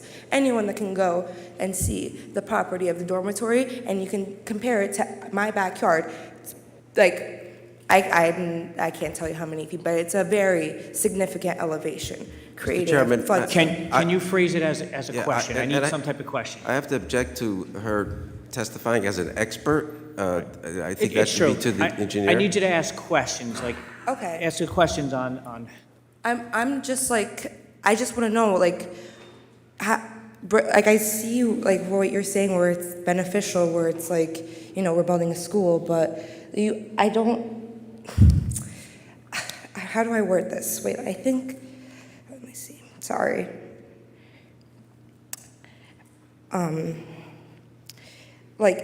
It's already negatively affected us, and like, how would you prevent further, like, you know what I mean? Like, I don't know how to, I'm sorry. It's just difficult because, like, I've seen. Through you, know that Chairman, let question, me, but I to wanted maybe to help just- you out a little Vice bit. Chairman. I think what the planner is saying is the use Okay. is Beneficial. not going to, as far as your issue with water or elevation changes, maybe that needs to be addressed with the Yes, thank you, engineer, Commissioner. and that you should bring up, but for now, I think okay. he's referring to the use. That's why it's difficult All to. right. Okay. Yeah. That's my apologies. I asked the wrong question to the wrong person. And you should bring that up because there will be someone here that should give an answer, and you can explain what Yeah. your issue is and where you are in relationship, and it All should be right. addressed. and this is for the planner on his testimony. His testimony is, he can see it's a beneficial use. Any schools, houses of worship, they're an inherently beneficial use, period. So that's the good uses. Then what you have to look and you have to weigh is, how does it negatively impact a neighborhood? And that's what he has to prove, that it will not negatively impact your neighborhood. That's his testimony. He's saying that even there's 80 kids and drop-offs, it still shouldn't impact your neighborhood dramatically. That's what he's saying. So I need you to ask questions on just his testimony, and any other interested party, just on that testimony. Okay. We can get to, like I said, if we have time, I'd love to bring the engineer back, because I wasn't here, but problem. I did listen to the tape. Oh, can I come back when I figure out my question? Okay. Thank you. Next.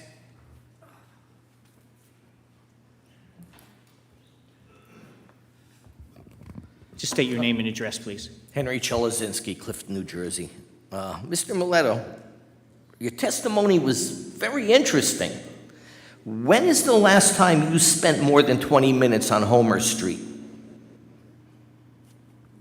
None.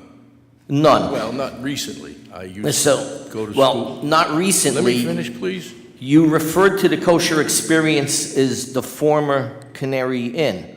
The Canary Inn hasn't been there for 40 years. I understand that. That's how far back I remember that piece of Well, property. that's how far back it's been since And you've been on Homer I was brought up in the Delawana section of Well- Clifton. I went to school there in School 8. I passed it often and a lot. I still passed it often and a lot as a city building inspector, zoning officer, back 20 years ago, but I have not been there recently. I will recognize some of your credentials, being that you went to the University of Delawana on Oak Street. Thank you. However, Canary Inn hasn't been there for 40 years. Kosher Experience is there now, which I believe is sublet, and it's supposed to be a restaurant and an off-premises catering, which it's not. It's strictly an I off-premises want to catering. get rid of that.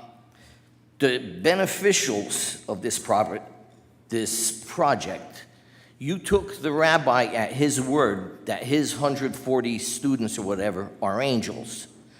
The neighborhood is testifying that not all 140 of those students are angels. You got a couple devils thrown in. However, we would need to provide proof of it.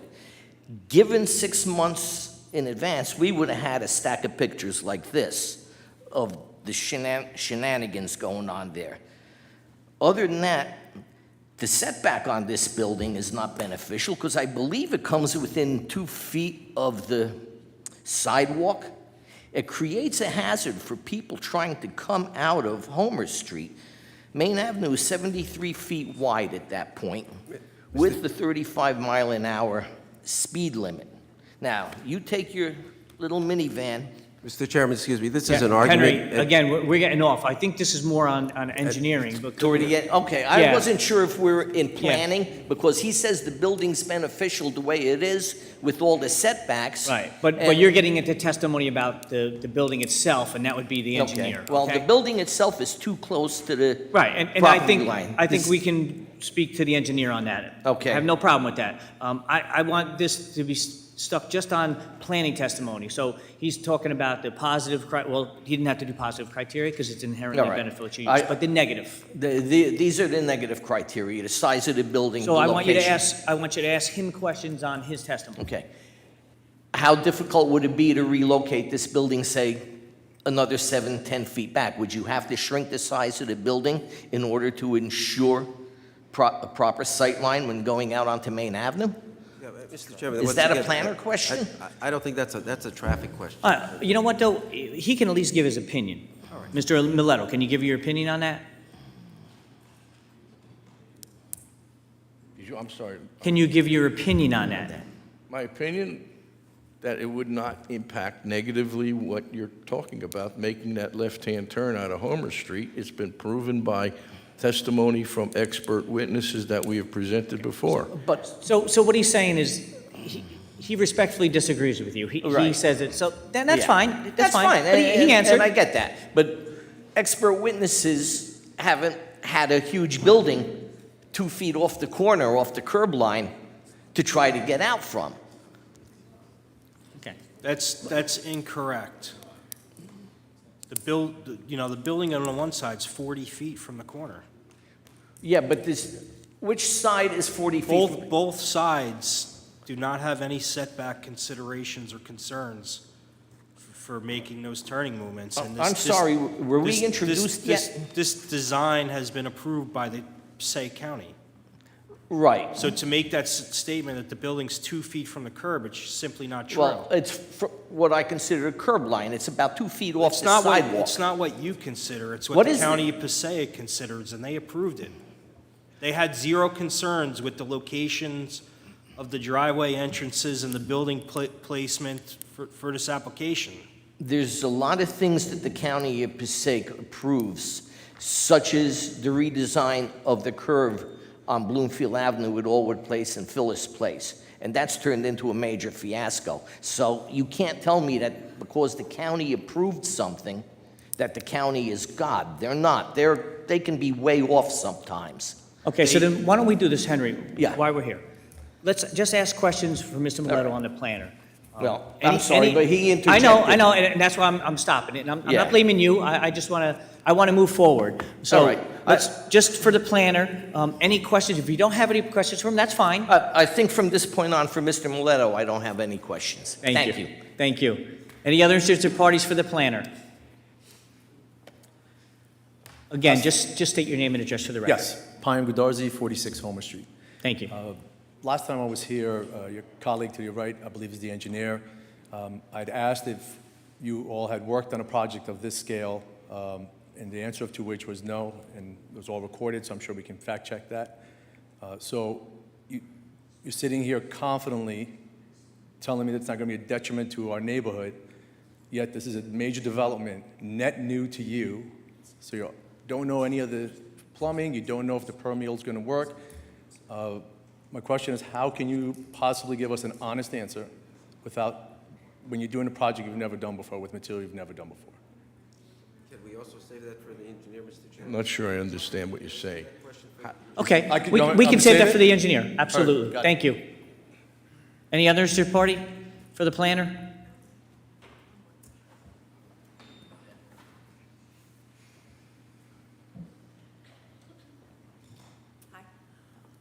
Just state your name and address for the record, please. Beverly Cholazinski, 35 Homer Street.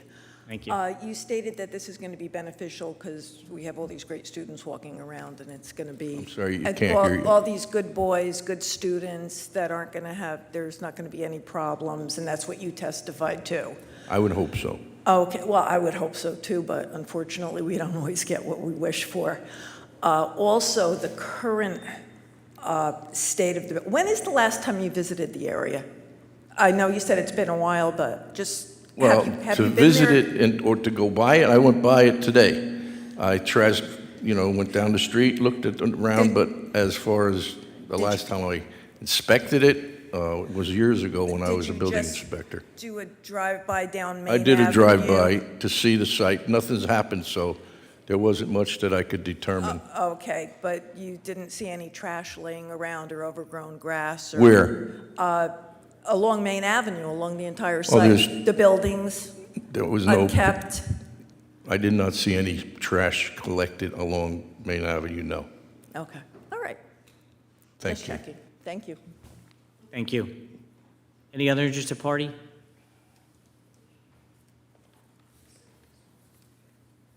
Mr. Wallen? Tovich, before we start with the engineer, let's take a 5-minute recess, okay?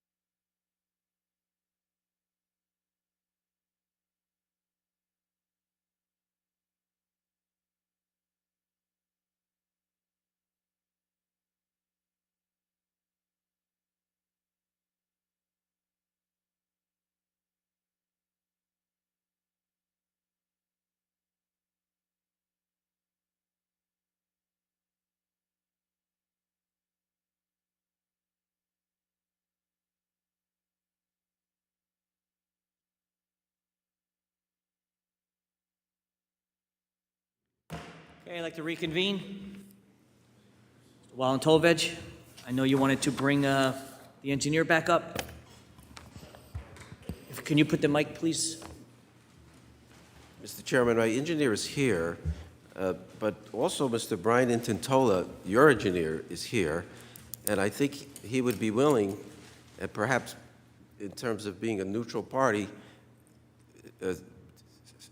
do a better job addressing the issues that have been raised or will be raised by some engineering questions. I have no problem with that. I'll let Right. Mr. Intandola speak on behalf of on how it works and permeable and all that. But I would like you to still be there just in case, so that if there's questions that not answered, you know, the interested parties can ask, okay?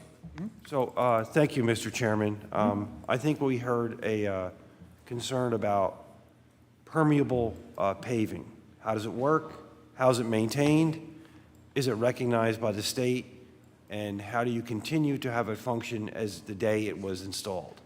So, when the applicant gets his approval, or may not get his approval, they are in the process of getting approved by the NJDEP for a major Can you application bring the mic a little closer? with respect to stormwater. Thank you. So that layer of scrutiny it's onerous. It's a lot of applicants shy away from it because they don't want to do it. But this applicant has to do it. So what they're proposing is a combination of pervious pavement, which is recognized. It does need to be maintained. It does need to be vacuumed. It does need to be cleaned. And those processes to maintain it are put into the stormwater manual that accompanies this approval. If they do not follow the stormwater management plan that they're presenting to us, Neglia, and the state, then they will have a violation, and we will gladly let Mr. Rogers know in the city that they're not following the plan. And, you know, how do you ensure that this happens? Well, we're going to see yearly reports by the applicant that they are in conformance with their stormwater management plan. I mean, that's how we do it. And not that this is any assurance to the board, but I'm in that neighborhood all the time.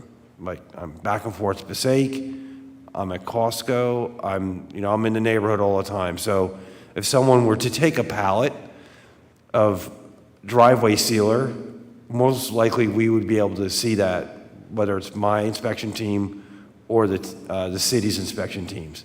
So it's not like that's going to happen. And if it does, it has to be undone. And if it has to be undone, it will be at great expense. And I think that the other issue that we had talked about was preserving the site SIGHT triangles at the intersections. We reviewed it. We had discussed it at these proceedings, and it's also been reviewed by the County of Passaic. Again, their review process on private applications is onerous. They do a thorough job. It's just short of torture as a professional engineer, but they do a good job, and I'm satisfied and they're satisfied as well that the site triangles that need to be provided for those turning movements are provided. I think that's just what we heard tonight may have been issues. Thank you. Any interested parties would like to ask questions, and maybe the engineer will answer some of the other questions you have for them. This is the engineering question? Yes, yes.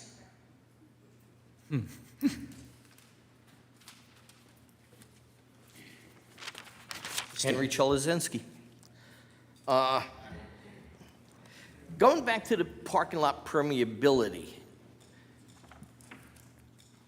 that property where the dormitory stands, which I understand they also, as part of this proposal, is an addition onto the dormitory, that property was raised, and going back to Cherry Street, the cul-de-sac back there is lower than the property. So that puts up, again, the maintenance of the asphalt and the runoff. Was a perk test done on this property? Does a perk test need to be done on this? Well, from the city's perspective, perk tests do need to provide it. If the perk test values don't have the infiltration value that we're looking for, the applicant has the onus of having to redesign the system to make sure that the pervious or permeability is met.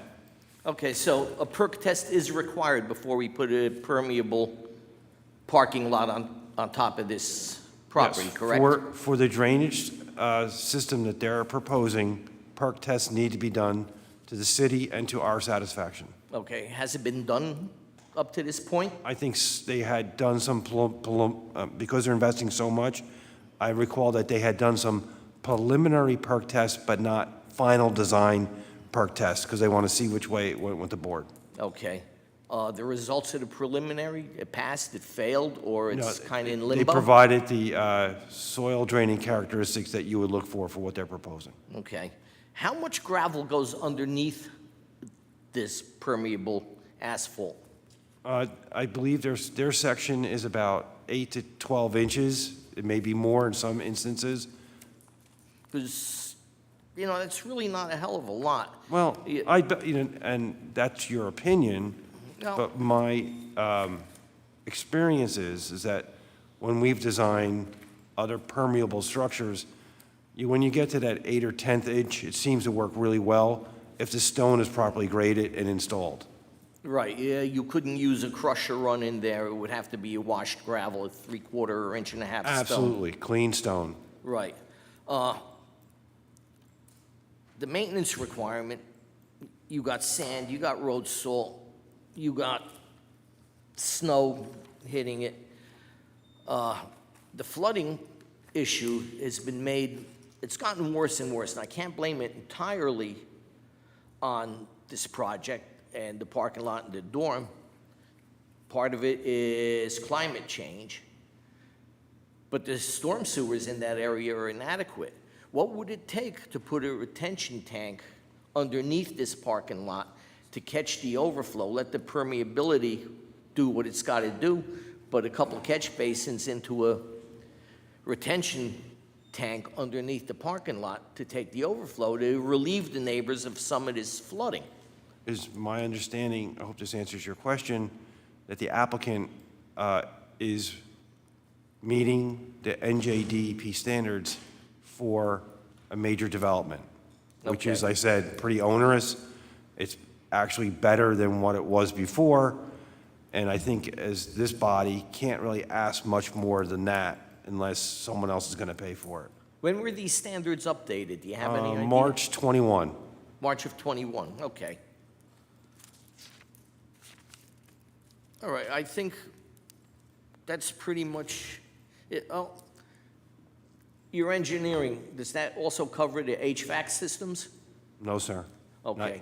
Not Whose tonight. department is the HVAC system? That's typically testimony that's provided, and I think it was provided by the architect. I don't remember. In terms of the type of units he was going to use, some were going to be common units on the roof for the hallways, and then maybe there'll be individual systems in the classroom. On a roof, so we're at a 35-foot height on a building, now we're gonna add another 4 or 5 feet, put HVAC units on a roof. The City of Clifton code allows you to put the units on the roof.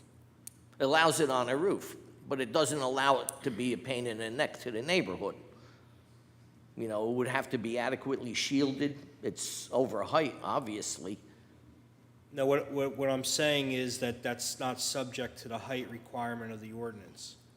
Okay. All right, I think that's it for the engineer, thank you. Thank you. Next interested party? Again, just state your name and address, please. Pine Gudarzi, 46 Homer Street. For the engineer, the party that's here, it started because the architect was so confident about no detriment to the neighborhood. Last time I was here, I asked the question of if they'd worked on a team on a project of this scale to the engineer, and the answer at the time was no. So I just want to understand, when we're doing a net new project, how you can guarantee us that the flooding won't happen, which you've already seen happen. And I just learned this from our neighbor behind us, whose house has already seen flooding. So how are we guaranteeing that that's not going to happen to our neighborhood now, where you're doing a major construction site where you're going to basically displace all that earth and everything that shifts from that space? Yeah, so a question was asked of me if I've worked on a similar project to this. In my experience, I haven't worked on a secondary school, but I've worked on many projects of this scale, much larger in scale. I've probably prepared over 100 plan sets just in the past year in Passaic County alone, Clifton as well, involved in the Valley Regency project, in Passaic, Pompton Lakes, Totowa, Wanacue, Wayne. So very familiar with a project of this size. I think to Mr. Antondola's point, we're complying with the DEP's regulation for the stormwater. The original question was whether you worked on a project of this size in a community with such small homes. And Yes. because the displacement that's going to cause, I just wanted to make sure that we were being guaranteed some kind of assurance that because you haven't done that, that what assurance and what knowledge you brought to the table, that this wouldn't happen when we've already, and I just again found this out, that it's already happened to our home, which has been flooded, and it wasn't flooded prior to the development of the space, the unit that's in there now. So let me, for your edification, his professional engineer's license is on the line. When he designs something, then we review it. It's not that he's making it up. It's a huge investment in time and education. And what we've reviewed, we believe that they're meeting those DEP standards, which are very rigorous, as we've said before. So that's as good as the assurance you get, is that his professional engineering license is on the line. And if it's not constructed per the plan, that's where I find where most of the issues occur. Beautiful plan set, everything's figured out, and you get a contractor that's a bum. It makes everyone look bad. But I don't think this is going to happen. And that's what our role is also, is to make sure that the plans are constructed per the plans.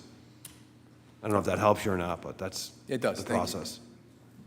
Mr. Chairman, can I get another bite of the apple here? The young lady next to me is a little bit shy. Go ahead. She has video of the flooding on Homer Street. I'd like to share it. Cherry Street, I'm sorry. I don't know how to share it, but if I can start, can I hand it to you? You can pass it around a little bit? No. Or shall I give it to the engineer? Well, Chairman, I don't recommend doing that. but wait, let's talk about this. Yeah. And we had talked about it, right? We know that in the last, I'm going to say 15 years, we've seen storms that we've never seen before. And when an applicant comes before the board like this with a, significant development, and there's impervious, and, is it their fault that these storms are occurring on a more regional basis? It is not. But what we can do, as the board's expert, is make sure that we hold their feet to the fire, that they're not asking for waivers and exemptions and pushing the envelope in design. That's all we can ask for. But we cannot solve a 4-inch rain in 90 minutes. No municipality can.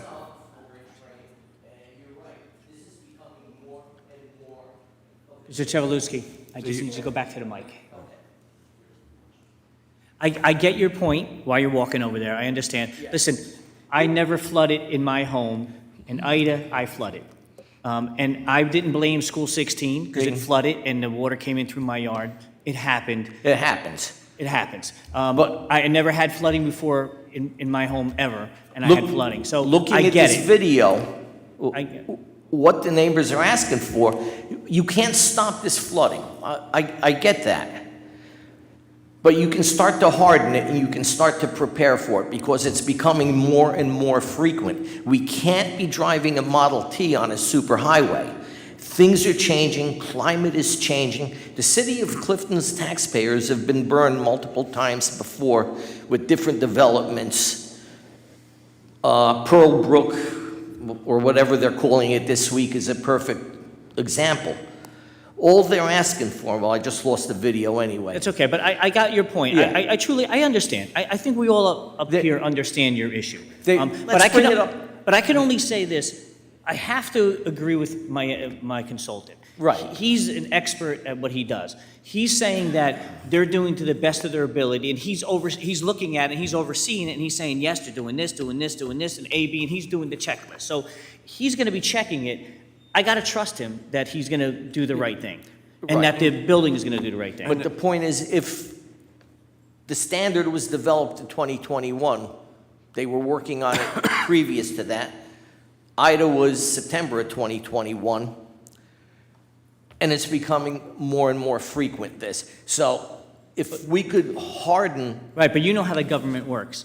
Things Uh, that very passed in slowly. 2021 probably wasn't planned from 2010. you Right, know? So now, 2020, maybe it'll be in 2030, Yeah. we'll get the, you know. The thing is, every time you get a rain, people in the Homer Street, Cherry Street area, the pucker factor goes up and they start to cringe. They're moving their cars to high ground. They don't know what's going to happen. Now, this permeability is fine, but their property is higher than Cherry Street. So anything that runs off is running off to Cherry Street, and you're going to have a fishing pond over there. Right, so what Negley is saying, what Mr. Antondola is saying is that with their permeable asphalt and all, they're trying to catch as much water on their property without it running out Right. onto your property. That's But- what they're trying to do. This is one of the reasons why perhaps an underground tank, holding tank, would make a lot more sense in conjunction with this permeable driveway. One for the drizzles, one for the storms. I understand what you're saying. I think, but also, Mr. Antondola also explained, we can only do so much. Right. I can't make them do something that the DEP is not allowed, making them do. That's my issue. Get it. Thank you. That's right. Mr. Chairman, Commissioner Molnar. question to Mr. Enzendola. The existing parking lot was done in 2017? So did not follow these specs? It's No, not, there were, it's not pervious pavement? So, right, to answer your question, yes. So, not to nerd out on the board, but they did change the storm that you designed to. It's called a 100-year storm, is one of the storms that you designed to. But what they were finding is that the frequency of that storm was happening 33% more.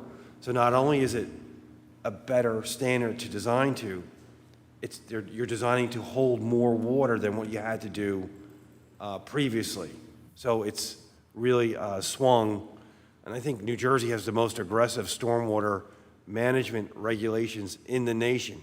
Maybe California does, but in reading both, I think that the New Jersey standards are are more rigorous.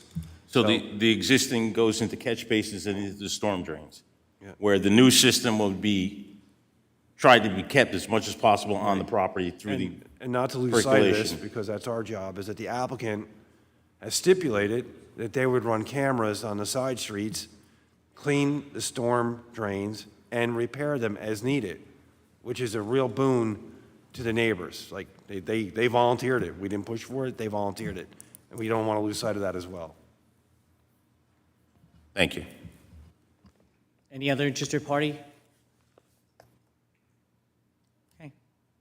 Mr. Valentovich, Mr. Chairman, you got a closing statement? I have, really, I'd just like to submit this to the board. I think there's been a lot of testimony, tons of questions. I think they've been adequately answered. I did not hear one objector say, I would like to see what's there now over what you propose. That's my closing. And I'll allow you to have a closing statement after the interested parties make a closing statement, so you can. Mr. Chairman, one other question I forgot to ask Mr. Graviano. Has the architect been working with you as far as the building, look of the building? I know you were going to try to get together and do some kind of redesign. The applicant has agreed to work with me in my office on revising the side elevation that will be more consistent of brick and other elements which are, in line with the history of the city. Okay, I just wanted to make sure they had agreed to that. Thank you. Yeah, they put that on the record at the previous hearing. Okay, interested parties, we're going to make closing statements. Now you're welcome to come up, say anything you would like to say. I will not stop you. Should there be a time limit on that, Mr. Chairman? What I'm gonna say is that I'm gonna try to, I see how many people here. I'll give you 5 minutes each, okay? I'll be fair and we'll see where it goes, okay? Again, just state your name and address. All right. The biggest disadvantage to the building is the size of it. It's a 40,000 square foot building. It it takes up a big chunk of the lot. If you drive around the city of Clifton, parochial schools come, parochial schools go. Without wasting my 5 minutes, I could probably name 8 or 10 of them off the top of my head, including the Clifton High School Annex. Should this school fail to operate as a school 10 years from now, we have a dormitory behind it that would qualify in looks and in space as a Comfort Inn, but it has 20 parking spaces. The building in front of it at 40,000 square feet with 20 parking spaces, same-day surgery, an office, something along those lines. But it still has inadequate parking because the parking is designed for a school for 160,000 students that Mr. Halberstam swears they don't drive. Excuse me. Please refer to the rabbi as Rabbi Halberstam. Thank you. Excuse me, Mr. Gurkov. The rabbi called a neighborhood meeting on my Shabbos rather than on his Shabbos. So at this point, he's Mr. Halberstam. Thank you very much. Listen, can we just stick to the closing statement, please? Yes, let's stick to the closing statement here. Let's be civil. All right. It's been testified that there are going to be security cameras all over, and they're fine, but they have to be monitored. If you're not monitoring them, a security camera is absolutely useless. You don't need 160 students in there. It'd be more beneficial, smaller class size at 130 to 140. And even then, we're over 350 square feet per student. Plus, we haven't quite addressed the size of the dormitory. Shrinking the building would eliminate the triangle coming out of Homer Street or Cherry Street for traffic trying to get on to Main Avenue. Main Ave is 73 feet wide, 35-mile-an-hour zone. Mommy in the van with Johnny and Susie in the back trying to get to school, you got to stomp on the gas. It can be a hazard if you can't see what's coming up.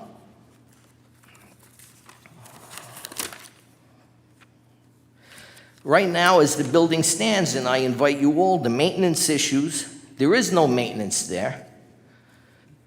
Kosher Experience doesn't clean up. Mr. Halberstam, we spoke about his lack of recycling. In fact, he was incredulous that we had a recycling ordinance. I didn't see anything on the plans or any testimony where he was going to incorporate recycling. Now, he's got 140 students, or 112 at this point, I believe. They all drink a Pepsi or a bottle of water or something, and paper. It's supposed to go into the dumpster, but the house on Cherry Street, in violation of municipal ordinance, throws all their garbage out on the curb for the municipal contractor, as well as the high school on Delawan Avenue.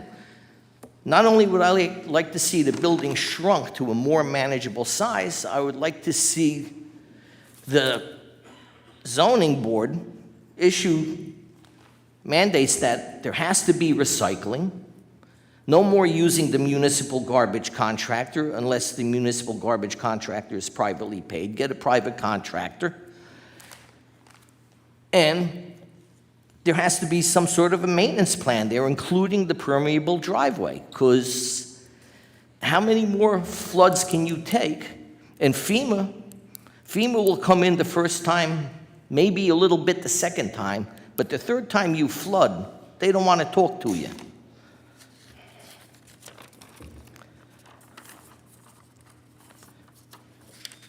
And I think that's it.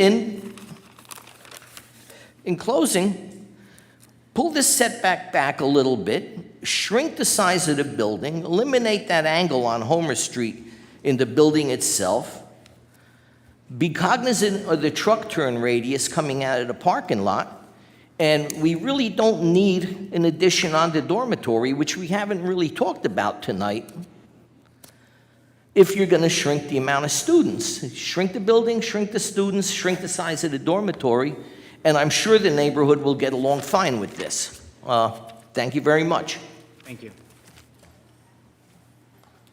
Next.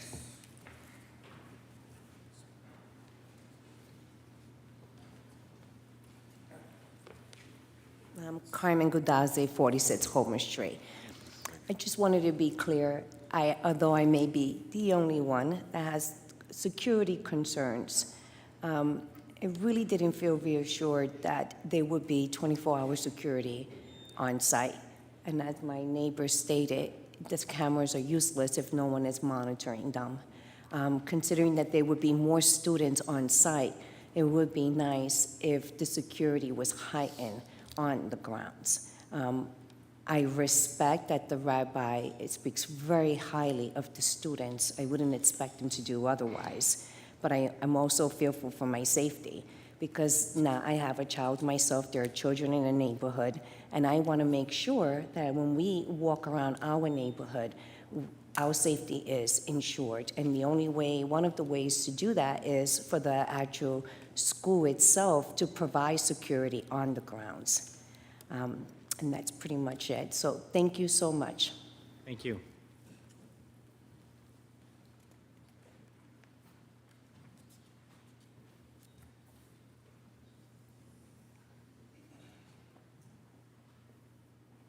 Hi, Beverly Cholozinski, 35 Homer Street.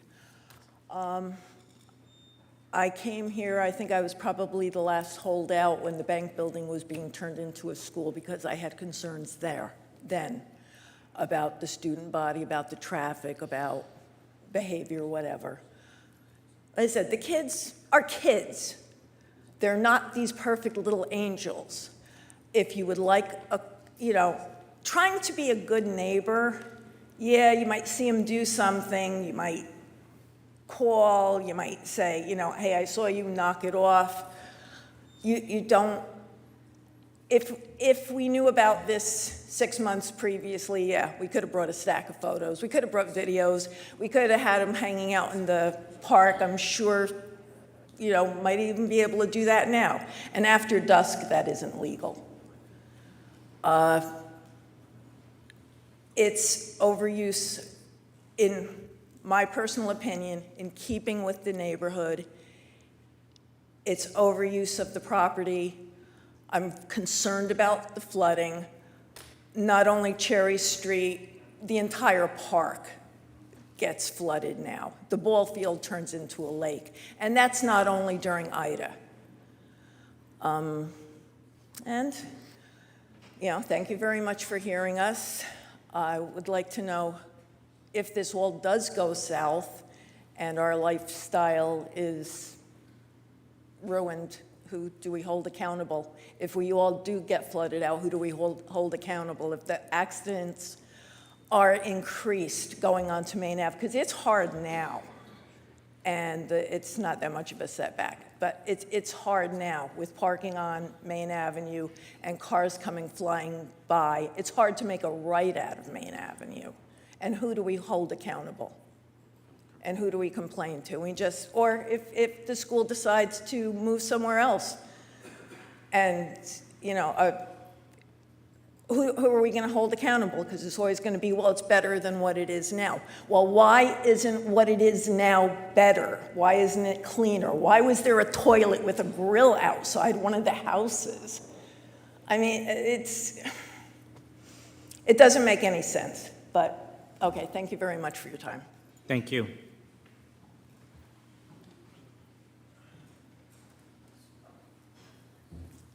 Gary Gallagher, 44 Homer Street.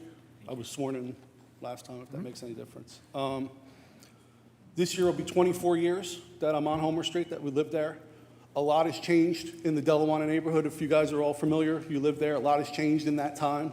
Dramatic changes we have everything from the Costco, the Clifton Commons, the River Walk Mall, whatever that is on Route 3 now. It's just what it was then. I realize things change over time, but it's just a dramatic change in volume, activity, traffic. And for them to say that there's no negative, they're going to put a 40-something thousand square foot building across the street from my house and it won't have any negative effect on me. There's going to be trucks coming and going. There's going to be, they're big trucks, they're diesel trucks, they're International 4300 series with 26-foot box on the back of it. They're going to have to back up when they come out on Homer Street. There's going to be trucks coming out on Homer Street that were never there before. There's going to be, I can go on and on. There's going to be traffic, there's going to be people, even if it's staggered. I don't even know if that's a good thing. So that just means activity all day long. People coming and going all day long, 6 days a week, Sunday through Friday. So for them, to listen to people say, oh no, it's not going to have any negative effect. You don't live there. You're not going to be there, so it doesn't matter. I'm the one who's going to see it. I'm going to hear it. 2 years of construction, I think they said, if they go forward with this building. It's going to be a whole lot more activity, and it's going to be right across the street from my house that isn't there. So it's certainly going to affect me negatively. Otherwise, I have no issue with the students. I have no issue with the rabbis, a respectable guy. I said I've never had any problem with the kids. It's nothing to do with the school. It's just the fact they want to put a huge building across the street from my house that's going to have people coming and going 6 days a week at all hours of the day, because it is going to be staggered comings and goings. It's going to be trucks that have never, there's going to be an exit right across the street from my house that was never there before. I don't know, so it's certainly going to have an effect. The flooding, again, I could listen to them all day with their expert opinions on the flooding, but I think I asked last time, would anybody take responsibility? This gentleman said no. The city said no. No one's going to take financial responsibility if my property gets damaged. It's a risk I don't want to take. Regardless of what the testing and the evidence shows, it's a risk that I'm going to have to take. If nobody stands up behind their expert opinions, it doesn't mean much to me.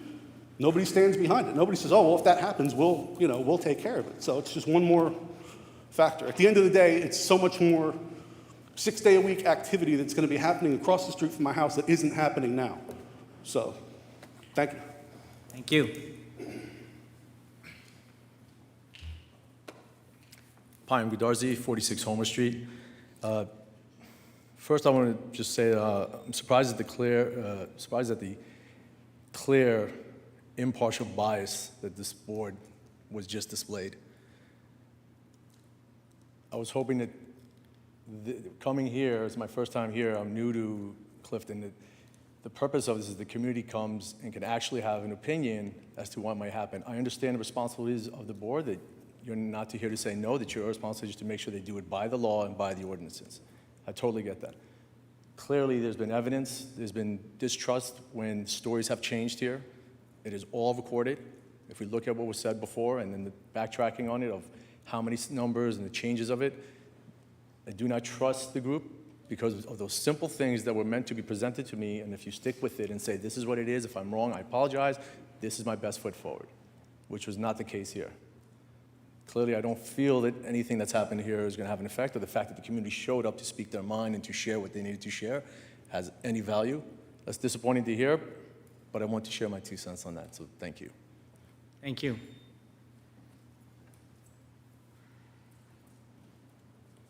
Hi, Michelle Gallagher, 44 Homer Street.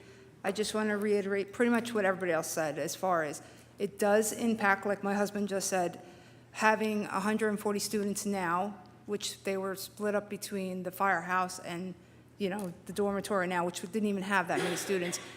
It's going to, congest an area that's already congested. It's just going to make that much more people, and it's not just during the day, like he said, it's actually day through the night, because I believe the rabbi said classes can end 10:30 at night. So it's going on from 7:30 in the morning till, let's say, 10:30 at night. So that does affect something. The students, I do not have an issue with them. Do they go out and do stuff? Absolutely, because they're young men. That's what men and women both do at young ages. We've all been there, so I don't fault them for that. Do they have disrespect? I don't think that's the case. Do I think there's an issue with the deliveries and the trucks? Absolutely, because I lived there, like he said, 24 years. You cannot come out of that driveway and make that left when you have a car parked right across the street, which you will because there's houses there. So they are going to have to back up and do that beep, beep, beep, which they're saying is not going to happen.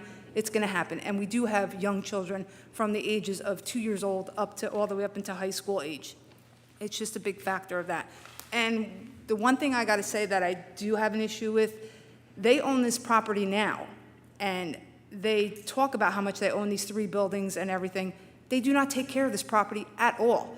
And I'm sorry not to be rude to the planner or whatever, there is garbage everywhere. It's disgusting. And yes, this building looks beautiful on paper, but if you don't take care of the property right now that you own, what do you mean you're going to be taking care of it in the future? Because you don't do it now.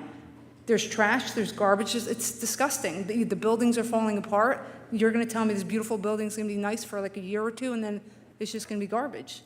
So that's really my concern, my concern. Thank you. So thank you again for taking the time to hear us all out, because I know it's a lot. We appreciate it. Thank you. Next.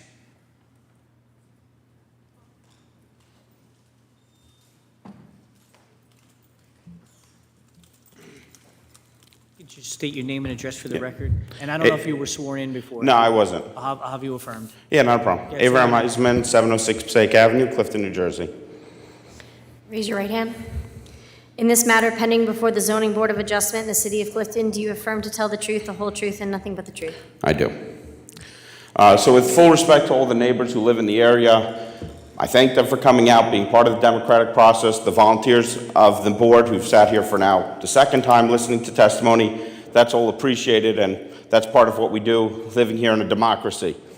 However, I do have to call out one speaker, Mr. Sholozinski. He changed his address 3 times. I know for a fact he lives on Phyllis Street. Don't talk about how you're going to be affected by something that's not where you live. You don't live there. You live away. It's hilarious how every time a Jewish institution comes before this board, you are there to argue it, whether it's the Cheder on Broad Street, nowhere near you live, the synagogue on Dwaz Line, or this building. When Summit Medical wanted to build a building much bigger than the Cheder on Broad Street with much more traffic implications, you were nowhere to be seen. Just take note of that, everybody. Thank you. Have a good night. Anyone else? Can I address this spurious allegation? No. No? Don't even. It's false. Anyone else would like to speak? I'm sorry, you already spoke already. I'm sorry. Mr. Walentovas? Yes, Mr. Chairman and Commissioners, I'll just take 1 minute. Oh, okay. Yeah, ma'am. Sorry. Name and address? Natalia Oldakowski, 134 Cherry Street. My neighbor, he has a financial interest at the residence that he resides at, 35 Homer Street, so that's why he's concerned about this. That's all I wanted to say on the record. That's fine. Thank Thank you. you. Listen, anybody can get up to that mic and speak. It doesn't matter where you live, so it's fine. We get it. Okay. Thank you. Yeah, Ms. Walentovas. Yeah, very, very briefly, just a couple points to address some of the issues that were just raised. We do have a recycling plan that was part of our presentation, and clearly that's something we would agree to, even if it's in the resolution. There was testimony that we have a private hauler. Yeah, I see you have an area for a dumpster, so I assume it's a private hauler now. It won't be the city. There was testimony that the utilities on the roof will be properly camouflaged. Somebody brought up maintenance issues. I think your engineer talked about the requirements and the inspections that have to take place. The smallest setback from the curb on the plans is 15 feet. Not 3 feet, not 2 feet, but 15 feet curb to the building. There was testimony from the engineers that if this is approved, there will actually be less traffic, less flooding, and the less traffic will be because the catering facility, which has the trucks, will no longer be there. And lastly, as to, well, what if the use changes? I think as all the commissioners know, any change of use will have to come before this board for approval, no matter what it is, whether it's a hotel, whether it's a medical center. You're approving what's there now, what's been there now, and what I think will be better than there is now. So thank you, Mr. Chairman. Thank you. Any other questions from the board? If not, pleasure of the board. Mr. Chairman, Commissioner Gurkoff. I'd like to open by saying that I listened to all the interested parties, and I appreciate them coming out today. I appreciate everybody coming out here today. That being said, us as a board, we have professionals that we rely on. We have the county approvals that we look to for guidance. We have the professionals that have spent the time going through all of these documents and plans. That being said, I'd like to make a motion to approve this application. Thank you. Okay, I have a motion to approve by Commissioner Gurkoff. Do I have a second? I just would like to add conditions. Oh, yeah, just so well, everybody's- I was going to get to yeah. that once I get a second. If I get a second. Through you, Chairman. Vice Chairman Scorziello. Again, I think the neighbors did a good job coming out and sharing with us their concerns. I think that's important because when they share their concerns, there's issues that we get to address that maybe could potentially be overlooked. The Supreme Court has established that schools are inherently beneficial use, and by that standard, it does, the proofs are a little bit different for those reasons. One thing I've heard over and over again is about the stormwater, and what I've understood and what I've heard is the drainage issue in that neighborhood will in fact be improved. Listen, there's issues all over Clifton with flooding. There's flooding in many, many places, whether it's the weather changing, global warming, if it's an anomaly, the redefining the 100-year storm. But what I've understood in this application is the flooding should be eased on the neighborhood. The conditions should be improved. On top of that, the cost is now going to be put on the applicant as opposed to the taxpayer. So I think for all of these reasons involved, I'll second the motion. Okay, so I have a second by Vice Chairman Scorziello, but can we add some stipulations on this motion and second? That they have a private contractor for the dumpster. They set up a recycling plan. They do need security. I think we should have security on the site. I think that's really important to have, as that woman spoke about. Listen, they already put in their contract that they will clean and inspect and clean the storm drains and the sanitary drains for both streets, Homer and Cherry, correct? Correct. And I just want to make sure that's on the record because I want them cleaned and checked and inspected. They're also going to check the sanitary on Main and just identify issues, but they're not going to correct them. But they are going to. So if there are issues, who would handle that? So with respect to storm drainage, the applicant has said that they would take care of it. So Okay. Either city rep or someone in my firm would be there during the televising, and we would log what needs to be done. With respect to the sanitary, they would identify it, and then we will coordinate with the city any repairs that may need to be done. Okay, thank you. And also, a maximum of 140 students. That's what the rabbi spoke about. I think that should be in the resolution also, of no more than 140. Mr. Chair, I believe there was a different number on the, 140 to 160, he said, I it's believe, right? 160 max. I believe. Okay, so no more than 160 then. That it needs to be in the resolution. We need to put that in because they don't have enough parking, and they say they don't park, so I need that to be in the resolution. Yeah, it was 160, also stipulation that students are not going to have vehicles on campus. Correct. We need that stipulation there also, because that No. could change. No student unloading on any of the public streets. Okay?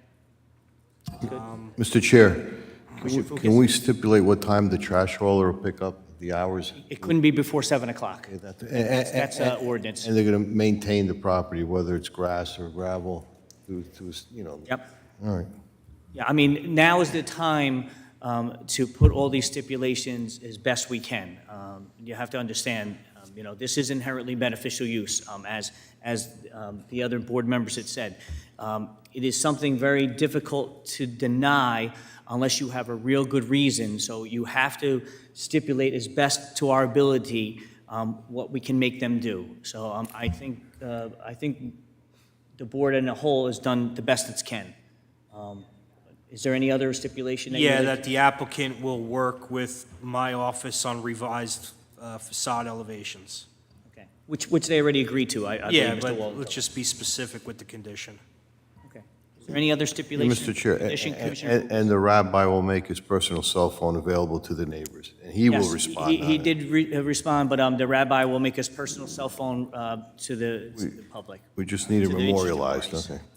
Okay. Chairman, Commissioner Silva? security will be enforced?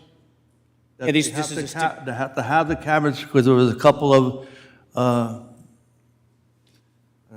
objectives out there, and I think that is a big thing. Yeah, I did speak Okay, about I that. just want to make sure. Yeah, just to be clear, a monitored camera system. You know, not that there actually has to be a physical security guard on site.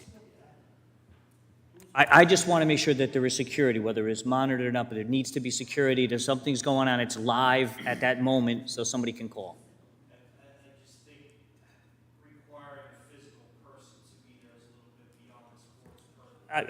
That's fine, as long as it's live, that the person can see what's going on in the camera live, and they can call the correct authorities, whoever they have to call. Okay. Roll call, Mrs. Morjesi. This is a motion to approve the application before you. Commissioner Silva, Yes to approve. Commissioner Gurkov, I just want to say again, I appreciate everyone coming out here. I know there were statements of bias or being impartial, but again, I want to reiterate, this board relies on our professionals. The stipulations that have been put into this application are some of the most serious stipulations I've seen in any major development project that has been approved in the last few years in Clifton. So I want to reiterate that while it may seem a certain way to some of the interested parties, we are trying to do our best to be fair and to provide a balanced approach for all the residents of Clifton. Yes to approve. Commissioner Soshan, This area needs to be redeveloped. Not the most ideal building that I could think of, but being that it's inherently beneficial, I'll vote yes. Commissioner Molnar, Yes with stipulations. Commissioner Focus, I want to thank all the individuals that came out. You brought up very good points. To Mr. Cholozinski, if someone else were to come in, if they were to leave, and someone else would come in to use it, they would have to come back for a variance. There's no way a surgical center is going to go there with 20 parking spaces or 42,000, just like the data center on the corner of Main. So it would have to be knocked down and rectified. I brought that up at the last meeting. It's this inherently beneficial use. It's almost impossible for us to deny it. Sometimes I want to, but I'm telling you, they'll take it to Superior Court, it'll be overturned in a heartbeat. So with all the stipulations, I make a motion to approve it. Vice Chairman Scorziello, Yes to approve. Chairman Zakino. Yeah, I'm very happy that the interested parties came out. They were able to give us these other pointers and tips that we did put stipulations on it about security, about cleaning up dumpster, private contractor, and having them take care of the property. It really is very important that you come out and tell us, how you feel, because we need to know this. But I believe that the applicant has agreed to everything that we possibly could put on them, and it is inherently beneficial use, so I will vote yes with the stipulations. The motion is approved. Thank you, Mr. Chairman and Commissioners. evening. And thank you for listening to the video. We appreciate that. Good night, everybody, and Happy New Year. The board will move on to resolutions.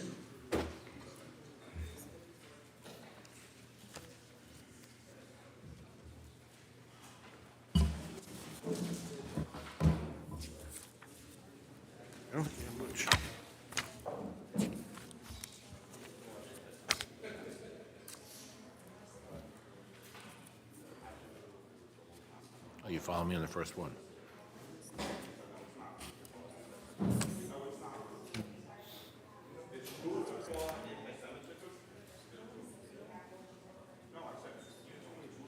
Just gonna name the only names that are there. That was kind of weird. You started talking, all of a sudden you see your picture on the board.